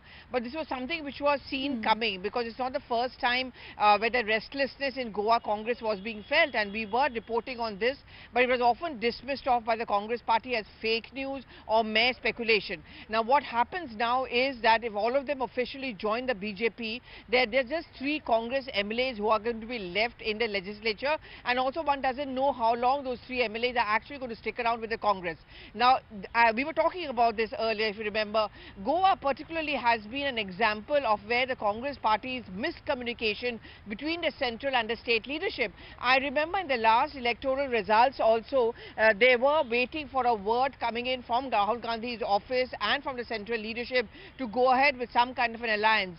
That communication never happened, and the rest is history. BJP formed the government, came back to power. This time round, the Congress was so sure that they're going to be forming the government that it did not even go into an alliance, which meant there was division of opposition votes. But more importantly, what I think is a more embarrassing and egg in the face moment for the Congress party, because if you remember, in the middle of the campaign, all the Congress leaders of Goa, their candidates, were actually made to swear that and take an oath that they're not going to quit the Congress party and join the BJP, but they have. Absolutely, that pledge has been flouted. I remember this oath was administered in February, shortly before the polls, and all those party members were taken to a dargah, to a church, even at a temple. That oath had been administered, and you know, it is actually arrived as a cropper. Having said that, are you getting to hear of any kind of reactions coming in from the veteran leaders who are currently accompanying Rahul Gandhi on the Bharat Jodo Yatra? What do you make of the timing of this entire move? Well, none is yet, and you know, we've been reporting on this. I mean, the Bharat Jodo Yatra is also taking place at a time when the Congress party could also do with a Jodo Yatra. It's a party which seems to be frittering away, and in state after state, you don't find the Congress party in a position of strength. The challenge for Rahul Gandhi is going to be to ensure that the organizational strength comes. The cadre is strong. They're not going to be touching Goa really as far as the Yatra goes, but this is a test case really for Rahul Gandhi's leadership, not just because of Bharat Jodo Yatra, but bang in the middle of the Congress presidential polls as well. All right, many thanks to you, Pallavi, for putting that story into perspective for us. And with that, let's quickly move into some more breaking inputs coming in. Inside scoop from Jacqueline Fernandez's questioning. Remember, this is what CNN News 18 is learning, that Jacqueline Fernandez is answering the questions put forth to her. Her lawyers are as usual, yet not at audible distance. But sources are telling CNN News 18 that she's currently cooperating in the investigation on being conducted by the Economic Offence Wing of the Delhi Police. Let's quickly go across to Ananya Bhatnagar, who's reporting live on this news story. Ananya, what more can you tell us about the questioning today? Well, yes, remember that the questioning is at this moment taking place. Remember that we had learned that a long list of questions have been prepared. A big questionnaire has been prepared by the Economic Offences Wing of the Delhi Police for Jacqueline Fernandez. She would later also be confronted with Pinky Irani, and both of their statements would be compared by the EOW, and the facts would be compared. But at this point of time, what we are learning from our sources who are currently inside and are also privy to the investigation that is being conducted by the EOW is that at this moment of time, she is cooperating. She is answering the questions that has been put forth by the Economic Offences Wing of the Delhi Police. Remember that we had broken it down for our viewers earlier that she has been briefed by her lawyers very well with regards to the line of questioning and what can be asked to her and how to answer all of these questions, and hence in this line we can say that she is cooperating with the investigating agencies. However, at the finality of it, we would get to know as to how much has she cooperated and how much has she divulged the info that she has divulged. What is very, very important at this moment of time also is that the lawyers of Jacqueline Fernandez are at a visible distance from her. They can see her, but they are still at a earshot distance. They cannot hear what the agencies are questioning her. But at this moment of time, as we are told that she is cooperating and answering the questions that are being put forth to her. But then at the end of the day, when the questioning gets complete and we get a statement from the EOW, that would make things clear as to how much has she cooperated. Because initially when the line of questioning starts in any particular case, easy questions are asked, general questions are asked. So at this moment of time, she is cooperating. But what would be very, very crucial to is note is that when she is confronted with Pinky Irani, when contradictory questions are put to her, how does she respond to that? And that is what would be the crux of this investigation today, at least. It might be a very long day, long questioning might take place with Jacqueline Fernandez, but a very, very crucial aspect coming up into this case, a clear twist, because remember that EOW has to make a strong case against Jacqueline Fernandez, else the ED case would also fall flat on the ground. Right, Ananya, many thanks to you for bringing in all those details. As you mentioned, that this is going to be a very crucial day of questioning for her, as it's going to govern the fate of her upcoming court hearing in the Patiala House Court in September end. And with that, it's a wrap of this newscast. Thank you so much for watching. And before I quickly slip into a quick break, let's get you a Money Control Pro subscription at net zero cost by claiming exciting offers worth 1,500 rupees from our partner brands. Grab these benefits now only on the Money Control app or website. And with that, it's time to slip into a quick break.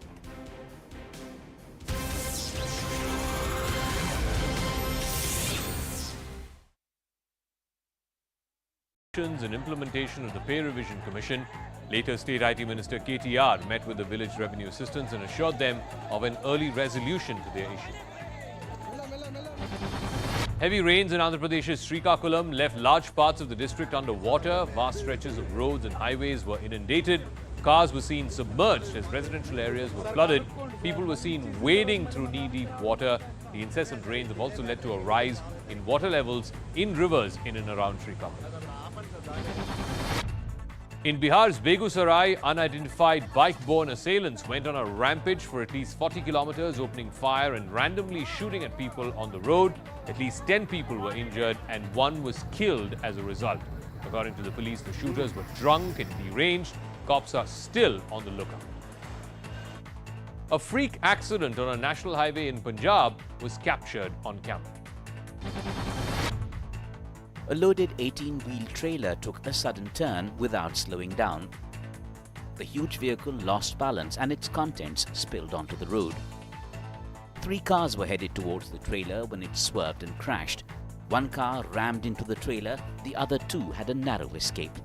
A couple and their son were in the car that got crushed. All 3 died on the spot. The incident took place in Punjab's Behram on the national highway which connects Phagwara and Chandigarh. Police have registered a case against the trailer driver for rash driving. The National Commission for the Protection of Child Rights has written to the Chief Election Commissioner seeking action against Congress MP Rahul Gandhi. The child rights body has accused Rahul Gandhi and other Congress leaders of misusing children as political tools during the Bharat Jodo Yatra. The NCPCR claims that Congress's children's wing, Jawahar Bal Manch, is targeting kids with political intentions. While campaigning in Gujarat for the upcoming assembly elections, Aam Aadmi Party convener Arvind Kejriwal declared that the Congress is finished in that state. Kejriwal has pitched the AAP as the BJP's main rival in Gujarat instead of the Congress. He has urged voters not to waste their votes on the Congress, claiming that the party is not going anywhere. A horrific accident involving a school van in Surat was captured on camera. A speeding car collided into a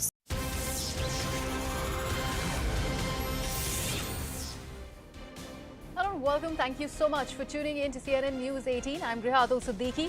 And let's start the top of 12 with some breaking news that's coming in from Lucknow. Samajwadi Party workers are holding a protest in Lucknow, and this protest is allegedly against the state's poor law and order situation, rising inflation, unemployment and other issues. This is a protest that has been organized by the Samajwadi Party. And let's get more details about the same. My colleague Pranshu joins me on the broadcast. Pranshu, was this a planned protest? Why now? Oh yes, that's right. In fact, Samajwadi Party has given the call, but there was a heavy police arrangement outside the Samajwadi Party office. Just a few minutes back, the gates of the Samajwadi Party opened up, and now the workers have moved out. Some of them, of course, the former MLAs and the MLAs, many of them are still sitting here, and here is this attempt going on to pull these crowds. In fact, there is a group of cops who is trying to pull up one of the party workers, and he is staging a protest. And you can see he is Anand Bhadoria, who is the former MLC and a close associate of Akhilesh Akhilesh Yadav, and also in the bus, you can see there is already many Samajwadi Party workers who have been detained in the bus. They are showing slogans. They are showing the slogans in the bus which says that Dawai Ilaj mein Laparwahi, Har Taraf Badi Hui Hai Tabahi. They are also comparing the Yogi government, the BJP government as the emergency rule. They are talking about price rise and महंगाई. And there is one of the MLAs. जनता की आवाज ये कुचलना चाहते हैं, महंगाई पे ये चर्चा नहीं कराना चाहते हैं, अपराध हो रहे हैं उस पे योगी जी नहीं बोलना चाहते हैं.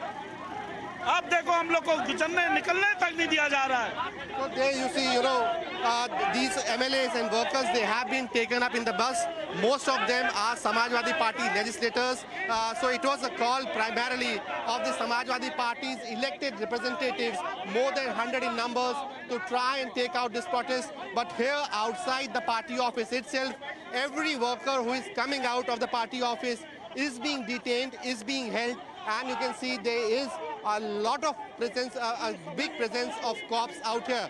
So the intent is very clear that this march, which was supposed to go up to Vidhan Sabha, the seat of governance, that is not being allowed. Every worker is being picked up here exactly from outside the Samajwadi Party office. And now most of these workers, MLAs, MLCs, they have already been, holed up inside the waiting bus, from where they will, of course, be taken up to the police grounds. And Samajwadi Party clearly trying to send out a message ahead of, the upcoming crucial Lok Sabha elections, and also to show and try and establish that it is still the principal opposition party here in the state. And any alliance which, if it is going to happen, should be built around the Samajwadi Party. Right, Pranshu. In fact, Samajwadi Party seems to be taking a leaf out of BJP's own book, because yesterday what we had seen being played out in the state of West Bengal, where BJP workers were marching towards the secretariat, is something similar that we see in Lucknow today. Yes, that's right. The only difference is that here, of course, the number of Samajwadi Party people is quite controlled. There it was a mass mobilization called by the Bharatiya Janata Party. Today it was a call for the elected representatives of the Samajwadi Party, and therefore unusual scenes. I mean, we generally see a lot of Samajwadi Party workers assembled when such calls are given, but this time around the crowd is of course restrained. But the larger political messaging, as you rightly say, is very clear. See, every political move is being done with an eye on the upcoming 2024 elections. And we all see that in West Bengal, it's the BJP which is the opposition and is playing the opposition's card. In the state of Uttar Pradesh, every opposition parties know that it has to fight the mighty BJP. And Samajwadi Party, of course, knows that if any alliance or if any Gathbandhan is formed, in Uttar Pradesh at least, it is going to be the axis of that alliance. And therefore, Samajwadi Party is now becoming increasingly assertive. We have seen that how, leaders like Nitish Kumar are calling for a larger unity. We heard Rahul Gandhi in Ramlila Maidan rally saying that we will take the entire opposition together. We have also reported at how certain flexes and hoardings initially came before the Samajwadi Party office. Okay, Pranshu, thank you so much. I'm sorry I'd have to interrupt you here. We're getting next piece of breaking news on the broadcast. Let's quickly take a look at that. As a Pakistani boat with drugs has been seized. This seems to be a big operation by the Gujarat ATS and Coast Guard. 6 Pakistani nationals have also been arrested, and they were in possession of 40 kilograms of drugs, which are now being seized by the ATS. This is a big development that is coming in as this boat seems to be seized with drugs which were housed there. This is a Pakistani boat. This was a big operation. We know about it since it was the Gujarat ATS and the Coast Guard that were doing a joint operation, and they have seized this Pakistani boat. And 6 Pakistani nationals, remember, are also arrested in this major drug haul operation. 40 kilograms of drug also has been seized. Drugs, in fact, were in possession of the 6 Pakistani nationals. 40 kilograms of drug. In fact, my colleague Janak, who's brought us that exclusive information, is joining us on the broadcast. Janak, बहुत ही बड़ा operation लग रहा है ये Gujarat ATS और coast guard का. इसके बारे में और क्या जानकारी दे सकते हैं? देखिए, गुजरात एटीएस को एक स्पेसिफिक इनपुट मिला था ह्यूमन इंटेलिजेंस की. इस तरीके से पाकिस्तान से बड़ा एक ड्रग्स का कंसाइनमेंट है वो पंजाब की ओर जाने वाला है. और आप आपको पता ही है कि गुजरात एटीएस ने पिछले कुछ समय से जिस तरीके से ड्रग्स के खिलाफ जो मुहिम शुरू की है कि देश के किसी भी हिस्से में ड्रग्स क्यों ना पहुंचे उसको पकड़ना, तो उसी सिलसिले में ये ऑपरेशन किया गया। दरअसल मीट सी में था जो कंसाइनमेंट आने वाला था, ऐसे में मीट कोस्ट गार्ड की मदद ली गई, क्योंकि आप जुरिस्डिक्शन का एरिया भी जानते हैं कि जुरिस्डिक्शन कोस्ट गार्ड का लगता है। ऐसे में कोस्ट गार्ड के 40 शिप्स के साथ एटीएस के जवान वहां पर गए और लगभग जखौ से 60 किलोमीटर दूर, यानी लगभग 33 किलोमीटर नॉटिकल माइल दूर पर ये जो पाकिस्तानी फिशिंग बोट जो इंटेलिजेंस था उसके मुताबिक मैच पाई गई। और उसके बाद उस बोट को संदिग्ध हालत में जब पकड़ा गया तो अंदर से 40 किलो हेरोइन, जो प्योर जिस फॉर्म का है जिसको हेरोइन को, जिसकी बाजार कीमत लगभग 200-225 करोड़ के आसपास होती है, उस ड्रग्स को पकड़ा गया। 6 पाकिस्तानी नागरिक हैं, वो यहाँ पर कंसाइनमेंट किसको हैंडओवर करने वाले थे, ये किसने भेजा। Jarak, I'm afraid I'd have to interrupt you. Let's quickly cut across to this press conference by Mr. Ravi Shankar Prasad. गंभीर है कि बंगाल के सरहद के बाहर वो लोकतंत्र को बचाने की बात करती है और बंगाल के अंदर लोकतांत्रिक अधिकारों के हनन में सारी सरहदें पार करती है उनकी सरकार। ममता जी, आपसे हमारा एक बहुत ही सीधा विनम्र सवाल है। अगर आपका प्रदेश भ्रष्टाचार की पराकाष्ठा पार कर रहा है, 60-70 करोड़ रुपए आपके पूर्व मंत्री वरिष्ठ नेताओं के परिचितों के फ्लैट से निकल रहे हैं, वो गिरफ्तार हो रहे हैं, कोई जवाब नहीं मिलता। रोज ईडी की कार्रवाई पहले भी हो रही है, बाद में हो रही है और कोर्ट से आप उनके लोगों को रिलीफ नहीं मिलता क्योंकि सबूत काफी है। और आपने मां माटी मानुष की बात की थी, गुड गवर्नेंस की, और अगर उसका स्वरूप ये है तो उसके खिलाफ प्रोटेस्ट क्यों नहीं होना चाहिए? और प्रोटेस्ट करने आएंगे तो आप पिटाई कराएंगे, आप रास्ते बंद करा देंगे। हमारी महिला नेत्रियों को जिस तरह से कल पुलिस ने पीटा है वो सबके सामने में है। हमारे विपक्ष के नेता को अंदर घुसने नहीं दिया गया, हमारे एमपीज को, हमारे राष्ट्रीय उपाध्यक्ष दिलीप बाबू को, पूर्व अध्यक्ष राहुल सिन्हा को, एमपी लॉकेट चटर्जी को, उनके साथ क्या किया गया है सब टीवी पर आया है, मुझे उसको रिपीट करने की जरूरत नहीं है। आदरणीय ममता जी, मैं आपको आज एक विनम्रता से बात बताना चाहता हूं। बात थोड़ी कड़वी है लेकिन आपको बताना जरूरी है। जो भी नेता और उनकी पार्टी इस तरह से पुलिस अत्याचार करते हैं, नागरिक अधिकारों को रोकते हैं, विपक्षियों को जेल में डालते हैं, तो जनता उनका हिसाब करती है। और आपकी पूर्व पार्टी की नेत्री इंदिरा गांधी का इमरजेंसी के बाद क्या हाल हुआ आप जानती हैं, आपने वो दिन देखा है। और ममता जी, मुझे तो आपसे एक और बात कहनी है। आपने तो सीपीएम की सरकार में उसको खुद भोगा है ना। उनकी सरकार ने आपके ऊपर लाठी चलाई थी। आज भी आप अपने 7 अमर शहीद कार्यकर्ताओं की याद में कार्यक्रम करती हैं ना। सब भूल गई आप भी सीपीएम से भी, सीपीएम की सरकार से भी अधिक तेज चल पड़ी हैं अत्याचार में, अधिकारों के हनन में और पुलिस के द्वारा ब्रुटैलिटी में। ये बहुत ही भर्त्सना योग्य है।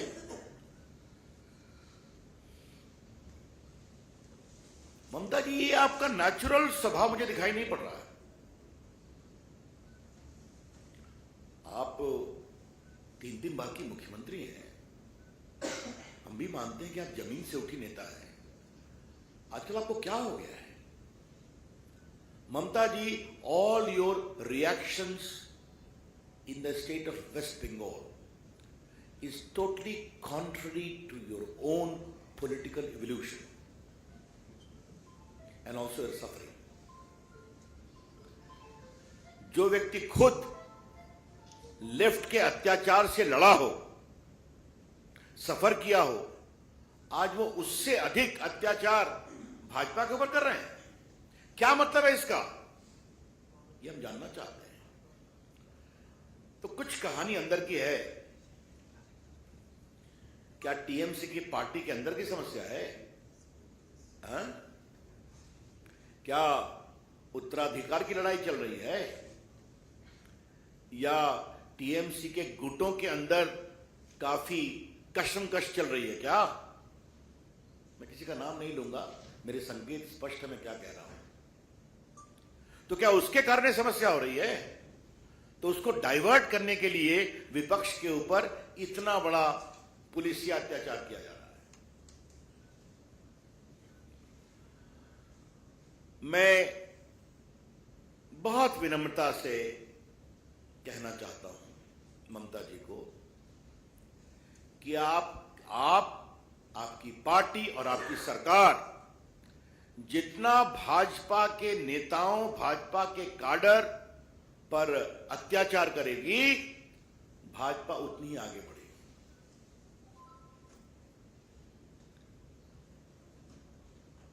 मैं जेपी मूवमेंट का एक सिपाही रहा हूं। उस समय हम लोग छात्र थे। मुझे याद है कि जेपी को रोकने की इंदिरा गांधी ने क्या क्या कोशिश नहीं की थी, और उस कारवां को रोक नहीं पाए। ममता जी, आपने भी बीजेपी के कारवां को रोकने की बहुत कोशिश की थी। लेफ्ट और कांग्रेस तो साफ हो गए, बीजेपी 77 पहुंच गई। कृपया करके इस कारवां के प्रवाह को मत रोकिए। जितना रोकेंगी भाजपा उतना ही बढ़ेगी। ये बात हम कहना चाहते हैं, और हमें आज बहुत गर्व है हमारे नेताओं पर। भाजपा के राष्ट्रीय मंच से हम शुभेंदु अधिकारी जी, विपक्ष के नेता दिलीप बाबू, हमारे राष्ट्रीय उपाध्यक्ष राहुल सिन्हा, हमारे पूर्व अध्यक्ष लॉकेट चटर्जी, हमारे सारे एमपीज, हमारे सारे विधायक और हमारे एक एक कार्यकर्ता का सम्मान करना चाहते हैं और उनकी हिम्मत का अभिनंदन करना चाहते हैं। जिस तरह से उन्होंने कल संघर्ष किया, सड़कें ट्रेन रोक दी गई, हावड़ा ब्रिज को भी शायद घेर लिया गया। पता नहीं, मुझे याद नहीं है कि मेरी स्मृति में हावड़ा ब्रिज पर ट्रैफिक को बंद किया गया हो।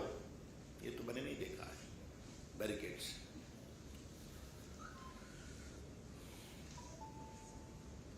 तृणमूल का मतलब होता है जो मूल से जुड़ा हुआ पेड़ होता है, रूटेड। ममता जी, तृणमूल का नाम बदल दीजिए, अब रूट से काफी कटिंग हो गई है। हाँ? जो व्यक्ति रूट से जुड़ा होता है वो इस तरह से अत्याचार नहीं करता।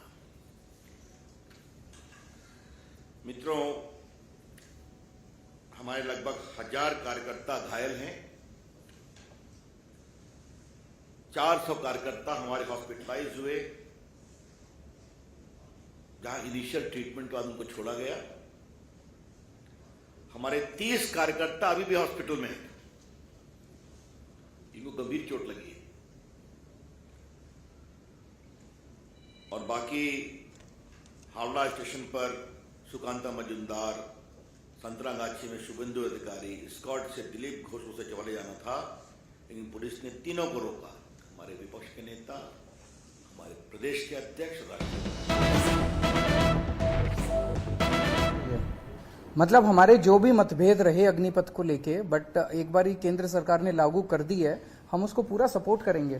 तो पंजाब का स्पेसिफिक क्या है इशू मैं एक बार ही पता करूंगा, बट हम पूरी तरह से सहयोग करेंगे, इसके स्कीम में भी सहयोग करेंगे, आर्मी का भी सहयोग करेंगे। एमसीडी के जो आने वाले इलेक्शन है उसके लिए ड्राफ्ट रिपोर्ट, नया वार्ड का परिसीमन जारी किया गया, उसमें काफी सारी डिस्क्रिपेंसी सामने आ रही है। कहीं 30,000 का वार्ड बना दिया, कहीं 90,000 का बना दिया है। इसको लेके आप लोगों की पार्टी की क्या रणनीति? ये अभी स्टडी कर रहे हैं, 1-2 दिन दीजिए, 1-2 दिन स्टडी करने के बाद ये पूरी की पूरी आप लोगों के भी सामने रखेंगे और हम कमीशन के सामने भी इसको रखेंगे। ऐसा मैंने कल एक प्राइमा फेसी जब नजर मारी तो ऐसी कई सारी विसंगतियां हैं उसमें, तो उन्होंने पब्लिक फीडबैक के लिए डाला है, तो उसको हम भी स्टडी कर रहे हैं, बताएंगे। रिप्रेजेंटेटिव कांग्रेस के जीतते हैं, बाद में वो दूसरे दल में चले जाते हैं, ये लगातार कई राज्यों में देखा जा रहा है। दूसरा सर, आप भी कई राज्य में चुनाव में हैं, अपोजिशन ये कह सकती है कि पहले आपने फ्री बिजली का स्कीम दिया, अब आप अपील कर रहे हो कि जो लोग कैपेबल हैं वो पे करें। जो हमें तो जनता खुद ही कह रही है, हम तो सबको मौका दे रहे हैं। कई लोग हैं, जैसे आप जैसे लोग हैं, वो कहते हैं जी हम तो पे कर सकते हैं, तो हमें सब्सिडी क्यों दे रहे हो? तो आपको ऑप्शन तो मिलनी चाहिए, जबरदस्ती किसी को सब्सिडी क्यों दी जाए? तो हम वापस थोड़ी ले रहे हैं, हम तो एक ऑप्शन दे रहे हैं, जो लेना चाहे ले, जो नहीं लेना चाहे मतलब। आपने कहा गुजरात के रुझान बहुत अच्छे मिल रहे हैं, लेकिन आपकी जो विपक्ष है वो आप पर Delhi Chief Minister Arvind Kejriwal, in fact, we are cutting across back to Ravi Shankar Prasad's press conference. Let's take a look. आपको बोला जा रहा है ये आपके ऊपर हमला है ना, और बेगूसराय में क्या हो रहा है? दिन में गोली चलती है, एक व्यक्ति मरते हैं, घायल होते हैं, पटना में डीएसपी थाने में पिट जाते हैं, आपके पार्टी के एक नेता चले जा रहे हैं। हमने बार बार कहा था आरजेडी की सरकार आएगी तो खौफ का राज आएगा, ओवरपावरिंग फियर, कुशासन आएगा, क्योंकि पूरे आरजेडी की बुनियाद खड़ी है ऐसे तत्वों के प्रश्रय पर। The whole foundation of RJD is based upon these elements of mafia, of corrupt people and criminals. अभी तक एक विकेट तो गिरा है लॉ मिनिस्टर का, बाकी विकेट भी गिरेंगे। हालांकि लॉ मिनिस्टर अभी तक गायब नहीं है ना, गिरफ्तार हुए क्या? है? वाह क्या बात है। जिनको वारंट है, हाई कोर्ट ने कहा सरेंडर करिए, जिनको कोर्ट ने कहा सरेंडर करिए, अभी तक गायब। नीतीश जी, आज मैं बिहार का सवाल भाजपा के राष्ट्रीय मंच से इसलिए उठा रहा हूं, कृपया करके दिल्ली में सुशासन बाबू का स्वागत करना बंद करिए। हालांकि आप दिल्ली में लोगों से मिल करके गए और वामपंथ और राहुल जी के बीच तकरार शुरू हो गई। हैदराबाद से यह स्वर आ रहा है कि no, we are not second to Congress party. Bengal Kolkata से भी यह स्वर आ रहा है कि no, how can we be subordinate to Congress party. तो नीतीश बाबू पहले अपना घर संभालिए, कृपया करके बिहार को संभालने की कोशिश करिए, वरना जो लक्षण लग रहे हैं आपकी सरकार कितने दिन चलेगी यही पता नहीं। हम बहुत भर्त्सना करते हैं और बिहार के लोगों को आश्वस्त करना चाहते हैं कि भाजपा उनके साथ मजबूती से खड़ी है। अभी स्वयं भाजपा के वरिष्ठ लोगों ने पूरे प्रदेश का दौरा किया, 4 जिलों में मैं भी गया था, 3 जिलों में, बांका, नगोचिया, भागलपुर। और जो हवा बह रही है, जनता में गुस्सा है और हम वहां पर प्रामाणिक सुशासन देंगे, इतना हम कहना चाहते हैं। Thank you friends, I am open to questions if any.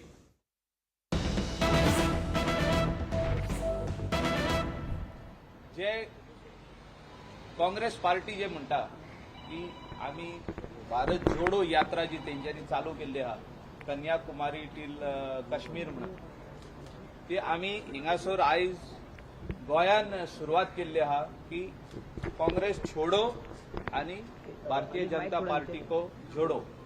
आणि ही जोडटाना आम्ही इतलोच उद्देश दिता लोकांक की प्रायम मिनिस्टर जो आमचो आहा नरेंद्रजी मोदी, त्याचे विजन जे आहा हे आम्ही फुडें व्हरपाक आणि chief minister of Goa doctor Pramod सावंताक घोट करपाक, हिंगासर आनीक स्ट्रॉंग करपाक, बरी फॅसिलिटीज ज्यो आहा, ज्यो गोंयच्यो जितक्यो येवजण्यो ज्यो सुरवात केल्ल्यो आसल्यो स्टार्टिंगसून ते आयज पासून, त्यो लोकां कडेन पावपाक आनी स्मूथ फंक्शनींग हिंगासर जावचें म्हणून गोंयान, त्या खातीर आमी सगळे जाण 8 जाण आमदार जॉईन जाल्ले आहात।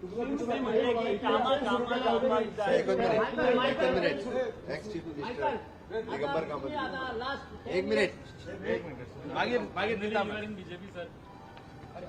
आणि एकूच प्रश्न, मिडिया जेन्ना तुमकां विचारताली तेन्ना तुमी मिडिया अक्षरशः पिशान काडटाले आयज मिडिया फट थरले काय तुमी खरें थरले सर्कमस्टन्सिसा प्रमाणे राजकारणात मनीस डिसिजन घेता हांवें सुरवातेकच सांगिल्लें जेन्ना म्हाका पक्षान लिडर ऑफ ऑपोजिशनाच्या हाचे वेल्यान मुक्त केलो त्या वेळाचेरच हांवें सांगिल्लें की काँग्रेस पार्टी भितर जें कितें चलना तें बरोबर न्ही आनी मागीर गुलाम नबी आझाद जेन्ना पळय रिजायन जालो ताणें जें लेटर केलें तें लेटर जर कोणें वाचून पळयलें जाल्यार तातूंतल्यान तुमकां कन्क्लुजन्स ड्रॉ करपाक मेळटले ताणें जर स्पश्ट म्हणिल्लें की भारत जोडोच्या वाट्याचे काँग्रेस जोडो प्रोग्राम करपाक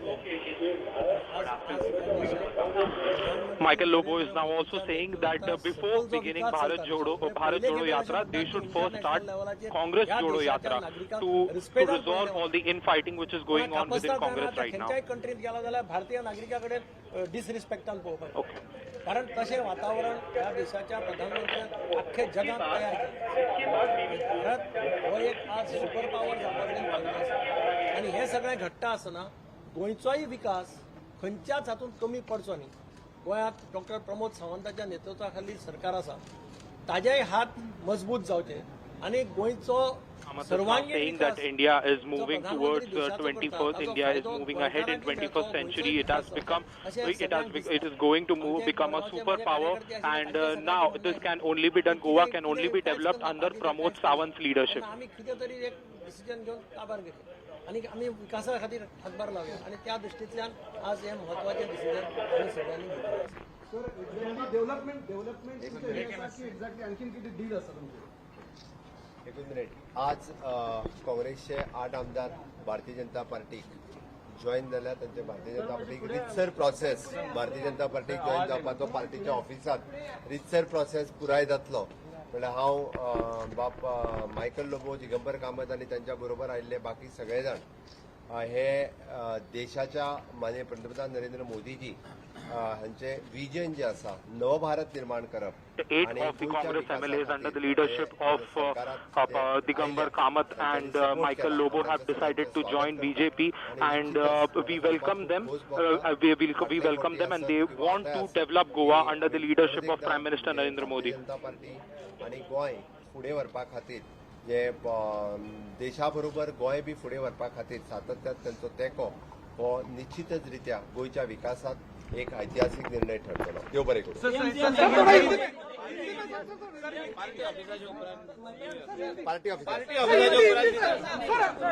All the support of all the Congress MLAs which have joined today, we will definitely work towards development of Goa.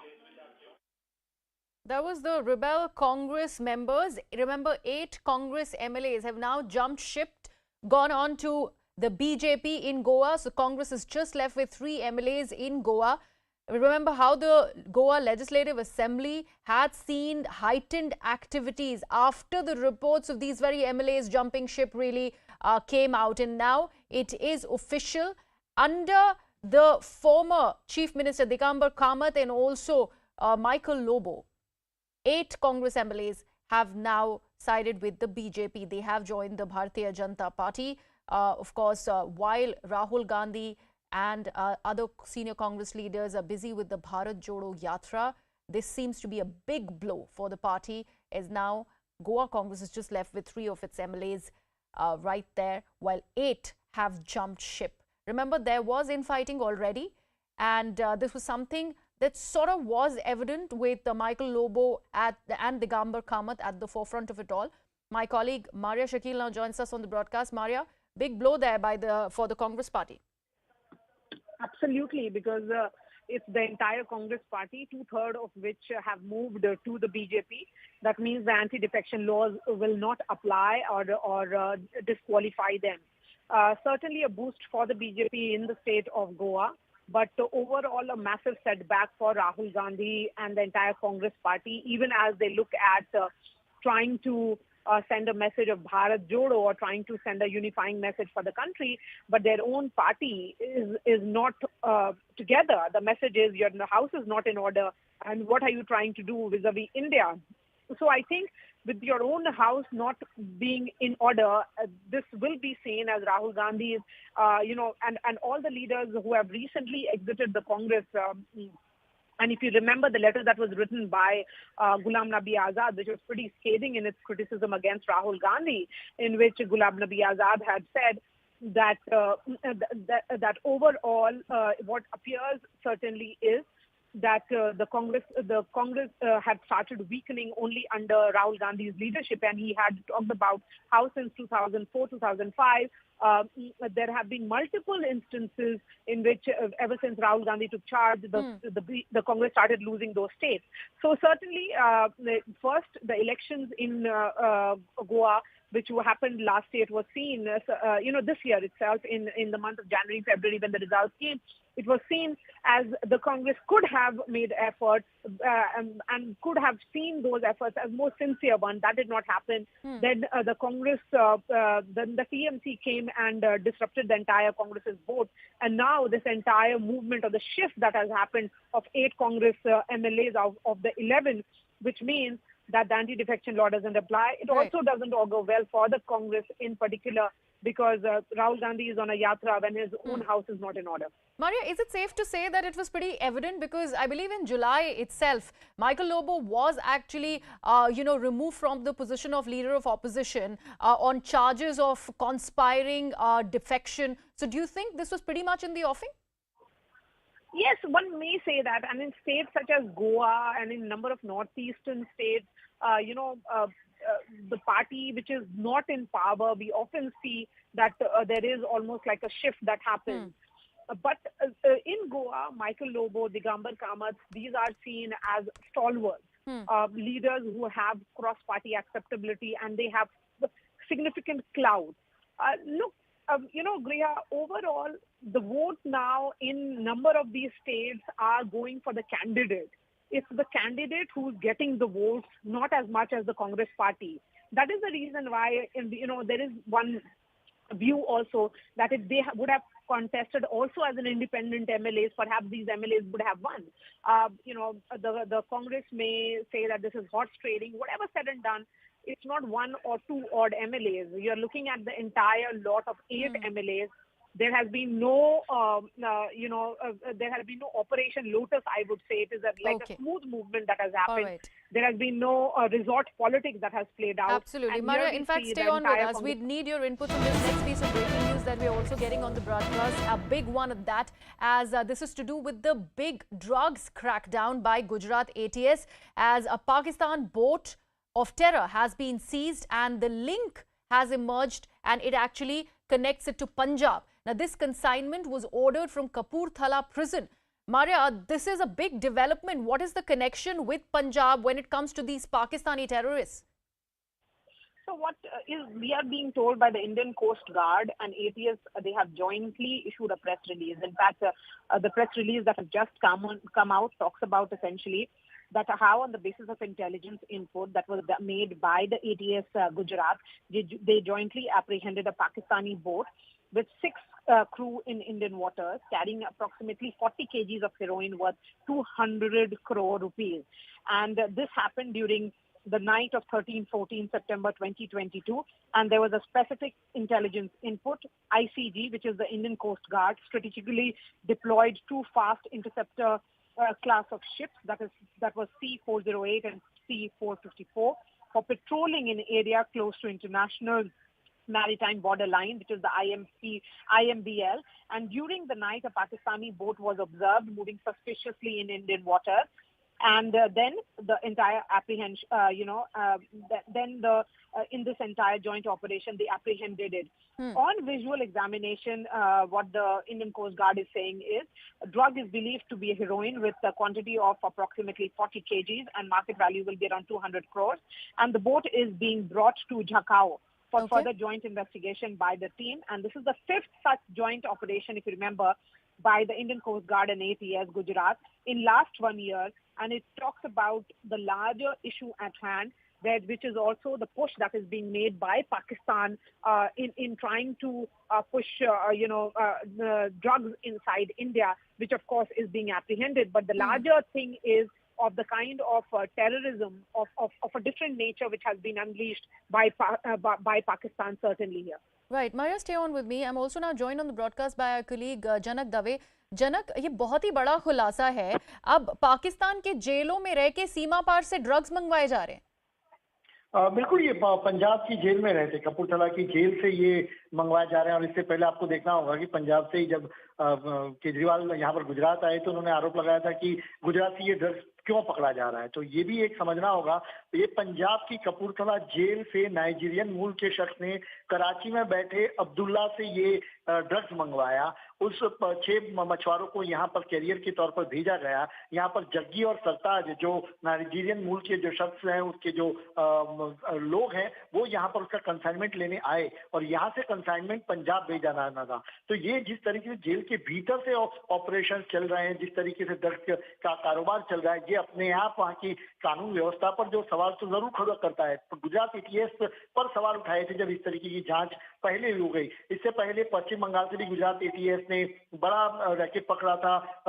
जो ऑटो स्पार्ट होते हैं, जो कबाड़ होता है, उसके अंदर ड्रग्स छिपा कर भेजा गया था. और इससे पहले भी बहुत पिछले 8 महीने में अगर देखें तो गुजरात एटीएस ने लगभग 6700 करोड़ का 6700 करोड़ का ड्रग्स पकड़ा है. तो ड्रग्स की मुहिम, चाहे वो किसी भी राज्य में ड्रग्स क्यों ना पहुंच रहा हो, गुजरात एटीएस सतर्क रही. हालांकि उसके चलते सरकार पर भी कई सवाल उठते रहे हैं, विपक्षी पार्टियां इस पर सवाल उठाती रही, वो अपने सिरे पे है. लेकिन गुजरात एटीएस और एजेंसियां ये साफ तौर पर मांग कर चल रही है कि कहीं भी देश के किसी भी हिस्से में ड्रग्स को भले ही पहुंचाने की कोशिश हो, उसको विफल करने में वो कामयाब रहेंगे. और ये कपूरथला जेल से मंगवाने का जो नेक्सस है, ये अपने आप में बड़ा है. बाकी भी लोग इन्वॉल्व हैं. 2 लोगों को गुजरात एटीएस ने पकड़ लिया है, सरताज और जग्गी नाम के 2 शख्स को, जो नाइजीरियन मूल के जो मेन एक्यूज है उसके साथी हैं. बाकी कपूरथला जेल से वो नाइजीरियन मूल के शख्स की कस्टडी लेने की तैयारी अभी गुजरात एटीएस की ओर से हो रही है. Right, Janak and Maria, thank you so much for bringing your inputs on this big breaking news development that we are getting, as this is a big drugs crackdown, and this has been done by Gujarat ATS and the Coast Guard by a combined operation. 6 Pakistani nationals, in fact, have been arrested. They have been nabbed with 40 kilograms of drugs. And now we have managed to see a link that is emerging to Punjab, as this consignment was ordered from the Kapurthala prison. Let's leave it at that. We're moving on to the next piece of breaking news that we are getting, and this is to do with the Gyanvapi dispute. Now, Hindu side has filed a caveat before the Allahabad High Court. In fact, they have urged that in case any plea is filed in the High Court challenging the Gyanvapi case, no order is passed without hearing the Hindu side. My colleague Ananya has more details on this big story that we're also tracking. Ananya, a caveat there before the Allahabad High Court. What more can you tell us? Well, yes, definitely in a very significant development in the Gyanvapi Adi Visheshwar dispute. Now the Hindu side has filed a caveat in the Allahabad High Court. Now what a caveat essentially means is that one, if a party files a caveat before the Allahabad High Court, then the court, if at all anything is filed with regards to this particular case in which the caveat has been filed, the court cannot pass an ex parte order, or what we call in simple terms, an order hearing only one side. It would have to hear this particular side of the story as well before passing any kind of interim orders, any kind of judgment, or any kind of a small orders also. So particularly the Hindu side playing a safe game here has in fact filed a caveat before the Allahabad High Court. It has clearly prayed that no orders are passed without hearing the Hindu side into this particular case. This is anticipation of the Muslim side approaching the Allahabad High Court, challenging this particular order of the Varanasi court, and the Hindu side has clearly made its way very clear that it won't, the court might not pass any order without hearing the Hindu side. Now what essentially happens at this moment of time is, as and when the Muslim side approaches the Allahabad High Court challenging the particular orders of the Varanasi court, as it had been deliberating upon, the court will hear first the Muslim side, then it will have to hear the caveat, that is the Hindu side, and then only pass any kind of orders into Ananya, I'm sorry, I'd have to interrupt you there, as Union Home Minister Amit Shah is speaking on Hindi Divas. Let's take it. संकल्पित करने का दिन है, इसलिए मैं देश भर में, दुनिया भर में फैले हुए हिंदी प्रेमियों को, राजभाषा प्रेमियों को कहना चाहता हूं कि ऐसा मत समझिए कि राजभाषा के विस्तृत करने का, राजभाषा को आगे बढ़ाने की लड़ाई जो है वो हम पीछे छोड़ चुके हैं. मौका ही अब आया है ये लड़ाई को आगे बढ़ाने का, मौका ही अब आया है ये लड़ाई को जीतने की स्थान पर ले जाने का। मित्रों, आज सूर्यपुत्री ताप्ती के किनारे पर इस विशाल सभागार में हिंदी सम्मेलन को देखकर, राजभाषा सम्मेलन को देखकर मन को बड़ा आराम मिलता है। हिंदी के इस सम्मेलन के लिए, राजभाषा के इस सम्मेलन के लिए हमने सूरत का चयन इसलिए किया था, दो कारण थे। एक तो सूरत वीर नर्मद की भूमि है। वीर नर्मद ने शायद देश में सबसे पहले अपनी भाषाओं के महत्व को उजागर किया था। उन्होंने देश भर में अपनी भाषाओं में इस देश का व्यवहार हो, इसका आग्रह रखा था। उन्हें पूरे गुजराती लोगों को एक स्वप्न दिया था गरवी गुजरात का, और उसके साथ साथ उन्होंने अंग्रेजों के खिलाफ सबसे पहले कहा था, इस देश का शासन, इस देश का व्यवहार ये हिंदी में चलना चाहिए, कोई विदेशी भाषा में नहीं चाहिए। ये वीर नर्मद की भूमि है। और दूसरा, ये सूरत उत्साह की भूमि है। ये सूरत मनोरथ रखने वालों की भूमि है, और ये सूरत मनोरथ सिद्ध करने वालों की भी भूमि है। इसीलिए सूरत को हमने तय किया था। पहले काशी में गए थे, यहां खड़ी बोली से हिंदी का आज का स्वरूप लाने में काशी का बहुत बड़ा योगदान रहा, और आज सूरत आए हैं जहां वीर नर्मद के 1900 के पहले के संकल्प को चरितार्थ करने का संकल्प हमने करना है। मित्रों, महात्मा गांधी ने राजभाषा के लिए एक ही वाक्य में बहुत सुंदर उसकी जरूरियात का व्याख्यान किया था। उन्होंने कहा था, राजभाषा हिंदी के बिना ये राष्ट्र गूंगा है, हिंदी ही राष्ट्र को बोलता कर सकती है। बहुत बड़ा वाक्य है। हमारी स्वभाषाओं के गौरव को महात्मा गांधी ने एक ही वाक्य से पूरे विश्व के सामने रखने का काम किया था। और मैं आज कहता हूं मित्रों, हिंदी हमारे मन की भाषा है, हिंदी हमारे राष्ट्र प्रेम की भाषा है, और हिंदी आम हिंद के जन की भाषा है, आम जन की भाषा है। हमें इसको आगे बढ़ाना है। मित्रों, आज आजादी का अमृत महोत्सव है, तब मैं इतना जरूर कहना चाहता हूं कि मोदी जी राष्ट्रीय शिक्षा नीति 2020 लेकर जो आए हैं, इसका हम सब जरूर बारीकी से इसका अध्ययन करें। इसकी आत्मा क्या है, इसका अध्ययन करें। मोदी जी ने नई शिक्षा नीति में, राष्ट्रीय शिक्षा नीति 2020 के अंदर सबसे बड़ा भार अगर किसी चीज पर दिया है तो उस पर दिया है कि प्राथमिक शिक्षा और इसके आगे की शिक्षाओं में भी स्वभाषा का सबसे बड़ा उपयोग होना चाहिए। प्राथमिक शिक्षा स्वभाषा में ही होगी।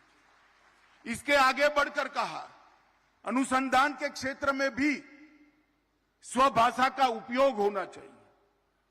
कोर्टों की भाषा, मेडिकल विज्ञान की भाषा, तकनीक की भाषा और इंजीनियरिंग के पाठ्यक्रम स्वभाषा में रूपांतरित होकर आने वाले दिनों में इसका अनुसंधान भी स्वभाषा में हो, राजभाषा में हो, इस दिशा में ले जाने का उन्होंने बीज नई शिक्षा नीति के अंदर, राष्ट्रीय शिक्षा नीति 2020 के अंदर बोया है। और मित्रों, मुझे भरोसा है कि आजादी का शताब्दी जब ये देश मना रहा होगा, तब ये जो बीज मोदी जी ने 2020 में बोया है, एक वट वृक्ष बनकर इस देश की सभी भाषाओं को पल्लवित कर भाषा के क्षेत्र में भी हमें आत्मनिर्भर बनाएगा। मित्रों, स्थानीय भाषा और हमारी हिंदी ये हमारे सांस्कृतिक धारा प्रवाह का प्राण है। हमारी संस्कृति को, हमारे इतिहास को और आने अनेक पीढ़ियों से हमारा जो साहित्य सर्जन हुआ है, इसकी आत्मा को अगर समझना है तो राजभाषा को सीखना ही पड़ेगा। अगर इसकी आत्मा को समझना है तो हमारी स्थानीय भाषाओं को मजबूत बनाना पड़ेगा और राजभाषा और स्थानीय भाषा मिलकर पूरे देश के मन में से ये भाषा की ये लघुता ग्रंथि को जो अंग्रेजों ने निर्मित किया है उसको उखाड़ कर फेंकने का समय अब आ गया है। इसलिए आज का दिन जो देश को हर क्षेत्र में स्वावलंबी बनाना चाहते हैं, देश को हर क्षेत्र में आत्मनिर्भर बनाना चाहते हैं, उनके लिए बहुत महत्वपूर्ण है। लोकमान्य तिलक ने स्वराज मेरा जन्मसिद्ध अधिकार है, इसका जयघोष किया। अगर तिलक महाराज को कोई ध्यान से समझता है और तिलक महाराज के सारे भाषणों को ध्यान से अगर किसी ने पढ़े हैं तो बेरोक टोक तिलक महाराज की स्वराज की कल्पना का व्याख्या कर सकता है। तिलक महाराज के स्वराज की कल्पना में सिर्फ शासन में परिवर्तन नहीं था, शासन तो परिवर्तित हो ही, इस देश का शासन इस देश के लोग ही करे, वो तो एक प्रमुख मांग थी, परंतु उसके साथ साथ स्वभाषा, स्वधर्म, स्वसंस्कृति, इसके लिए भी स्वराज की मांग तिलक महाराज ने उठाई थी और आज मुझे विश्वास है।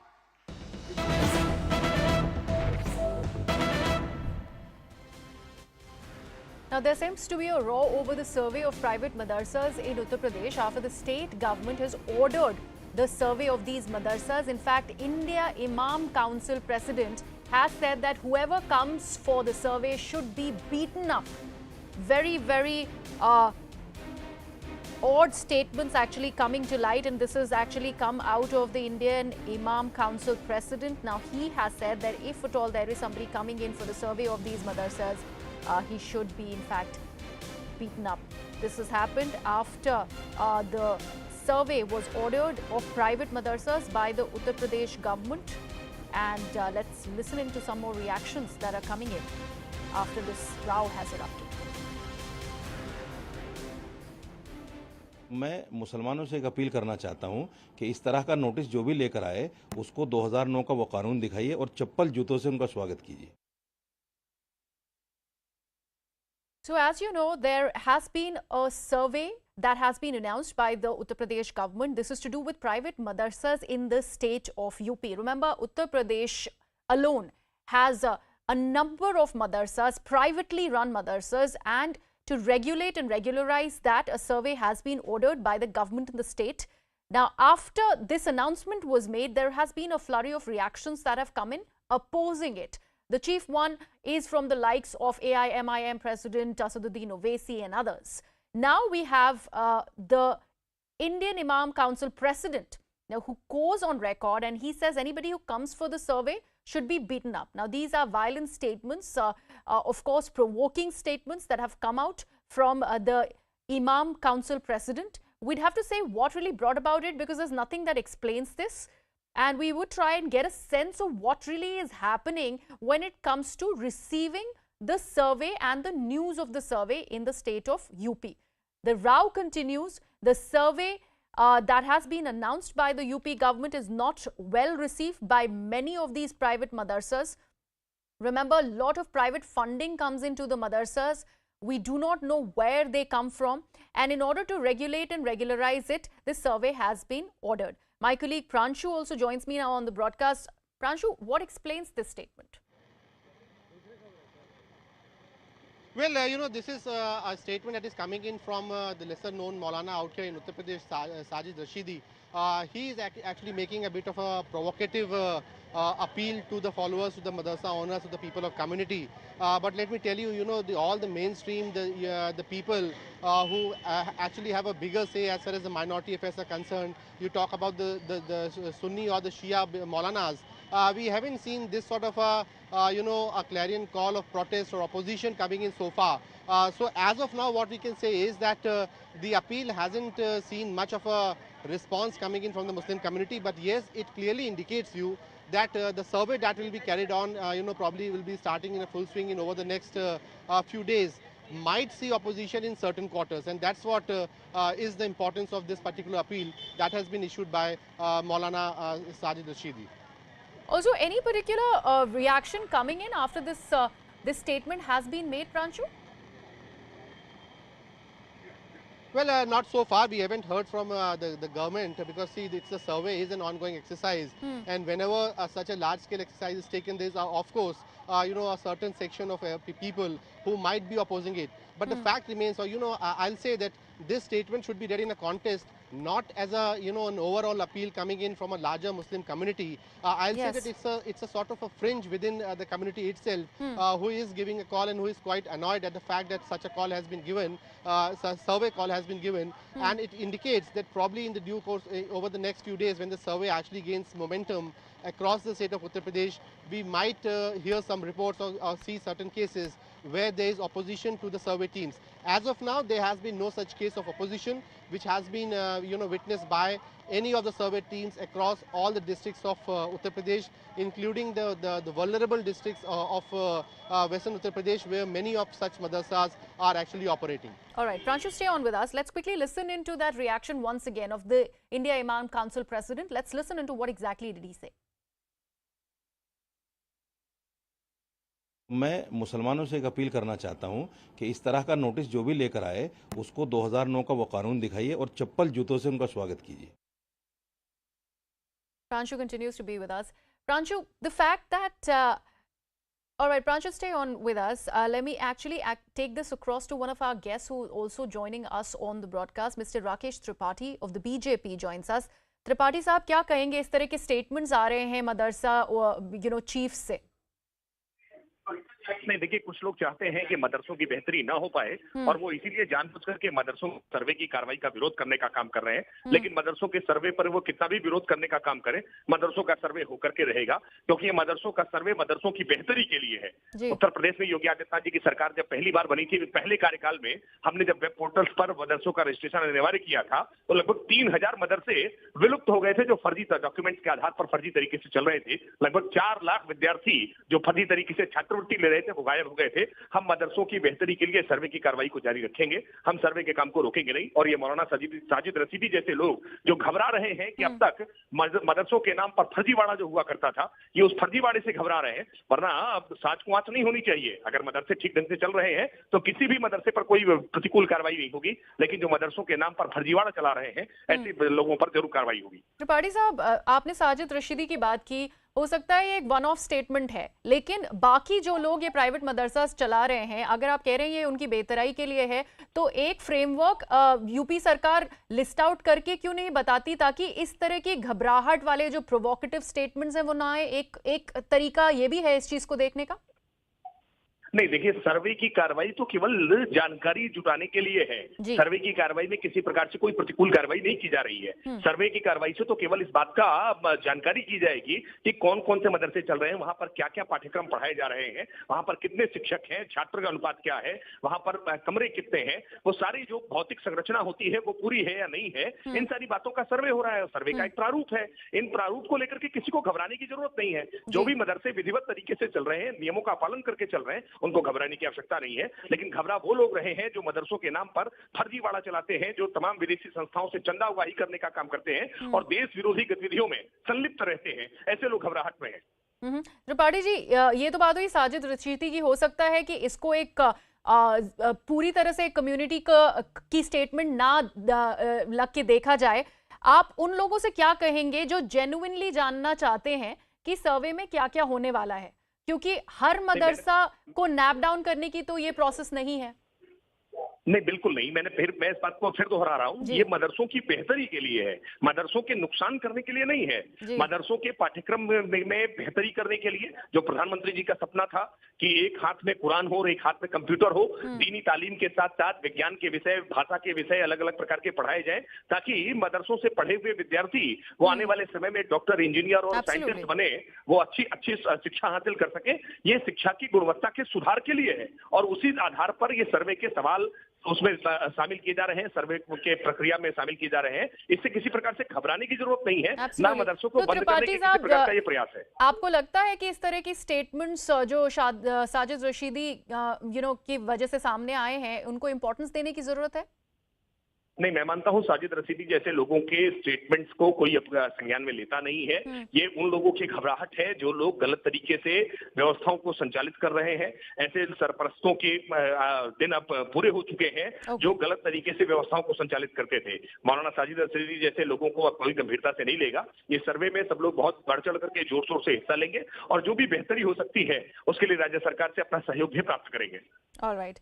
Rakesh Tripathi of the BJP, thank you so much for joining us. I'd take this back to my colleague Pranshu Mishra.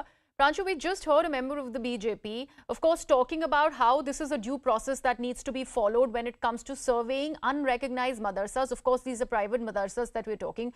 And you also have said that this is one of the unknown voices who seem to have come out and made a provocative statement.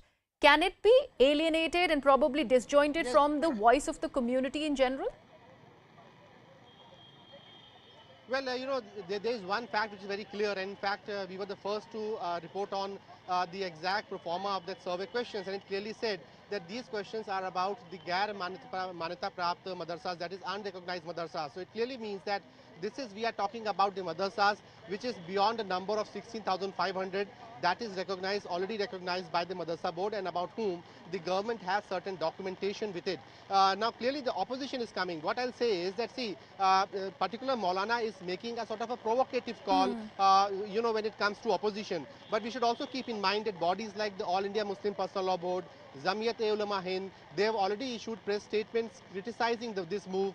So I'll say that, the political narrative amidst the community as far as opposing it is absolutely clear. It is in no way that, we are going to see a very easy transaction of business when it comes to surveys. But what is alarming is that, when this sort of call is given, even by a Maulana about whom we have this reading may not be having, a very strong appeal across the entire community. But it clearly can lead to a situation where we might see a violent protest happening, and that is something which is alarming. So in that context, this statement becomes important, keeping the fact in mind that there is already a call from bodies like All India Muslim Personal Law Board, which has been critical about the government's decision to impose this survey upon the unrecognized madrasas. All right, Pranshu, thank you so much for joining us. So, more and more reactions coming in when it comes to the big announcement by the Uttar Pradesh government on surveying the unrecognized madrasas in the state. We leave it at that. We're quickly cutting across to Goa, where the Goa BJP is having a press conference. मुख्यमंत्री doctor Pramod Sawant, Goa राज्याचे आदले मुख्यमंत्री आणि काँग्रेसचे ज्येष्ठ नेता दिगंबर कामत, काँग्रेसचे leader of opposition कळमुट, आदले लीडर ऑफ ऑपोजिशन आणि कळमुटचे आमदार मायकल बाब लोबो, अलेक्स सिकेर, सगळे आमदार जे आज भारतीय जनता पार्टीन जॉईन जातात ते दिलेला लोबो, केदार नायक, राजेश फळदेसाय, संकल्प आमोणकार आणि रुडॉल्फ फर्नांडीस. हांव तुमचे ह्या पत्रकार परिशदेक सगळ्या पत्रकारांचे हार्दिक स्वागत करता. आणि गोंया भितर ज्या तरेन देशभरा भितर भारतीय जनता पार्टी बऱ्या तरेन काम करता केंद्राक आनी गोंयांत, आनी ताका लागून देशभर मोठ्या प्रमाणात वेगवेगळ्या राजकीय पार्टींचे पुढारी हे भारतीय जनता पार्टीन प्रवेश करतात. गोंयांत सुद्धा ज्या तरेन भारतीय जनता पार्टीचे काम आणि सरकारचे काम आमचे डॉक्टर प्रमोद सावंत मुख्यमंत्री फुडें व्हरत आसात, ताका लागून आज एक गोंया भितर 8 आमदार काँग्रेसचे हे भारतीय जनता पार्टीन प्रवेश करतात आणि ताका लागून भारतीय जनता पार्टी गोंया भितर या सगळ्यांच्या आधारार आनी strong. Today I want to thank all of the 8 Congress MLAs who have joined the Bharatiya Janata Party. त्यांचे स्वागत करता. कारण The Bharatiya Janata Party family welcomes all of the 8 Congress MLAs. पण स्वतःच्या वैयक्तिक हाचेर स्वतः निवडून येवपाची ताकद आशिल्ले असे वरिष्ठ नेता आज परत पार्टी भितर येतात. Some of them have been previously with the BJP, including Mr. Digambar Kamat. Madgaon हांगासर म्हाका येता की 2005 नंतर आमी परत केन्नाच निवडणूक जिखून आशिल्ले कारण ते भारतीय जनता पार्टी बरोबर 94 जिखून आयले 99 जिखून आयले. In 1994, Digambar Kamat won on a BJP ticket. एकंदर अजूनपर्यंत त्यांच्या राजकीय कारकिर्दी भितर एकही And he has excellent administrative skills, having been the former Chief Minister of Goa. नुवेचे आमदार अलेक्स बाब सिकेर हे सुद्धा Alex Bab Siqueira, who is a Congress MLA from Nuve, is also a stalwart from Salset who has joined the Bharatiya Janata Party today. आमचे आदले आमदार आमचे आदले मंत्री आणि मध्यंतरी जे पार्टी सोडून गेले पण परत He has also been a former minister, Bharatiya Janata party including the others, आमचे कळमुरचे आमदार मायकल बाब लोबो हे परत including Mr. Michael Lobo, has once again joined the Bharatiya Janata Party. Lobo आमची शिवोलीचे आमदार केदार बाब Sioli MLA and his wife, Delilah Lobo, has also joined the Bharatiya Janata Party today. येतात राजेश फळदेसाय, संकल्प आमोणकर आणि रुडाल फर्नांडीस Sankal Amonkar सगळ्यांचे पार्टी भितर स्वागत करता and the other two new MLAs, I congratulate them आम्ही पार्टीची प्रायमरी मेंबरशिप जी आसा for having joined the BJP, since they for the first time have been elected as MLAs of the Goa Legislative Assembly. यांचो party भितर हांव प्रवेश करता. And with that,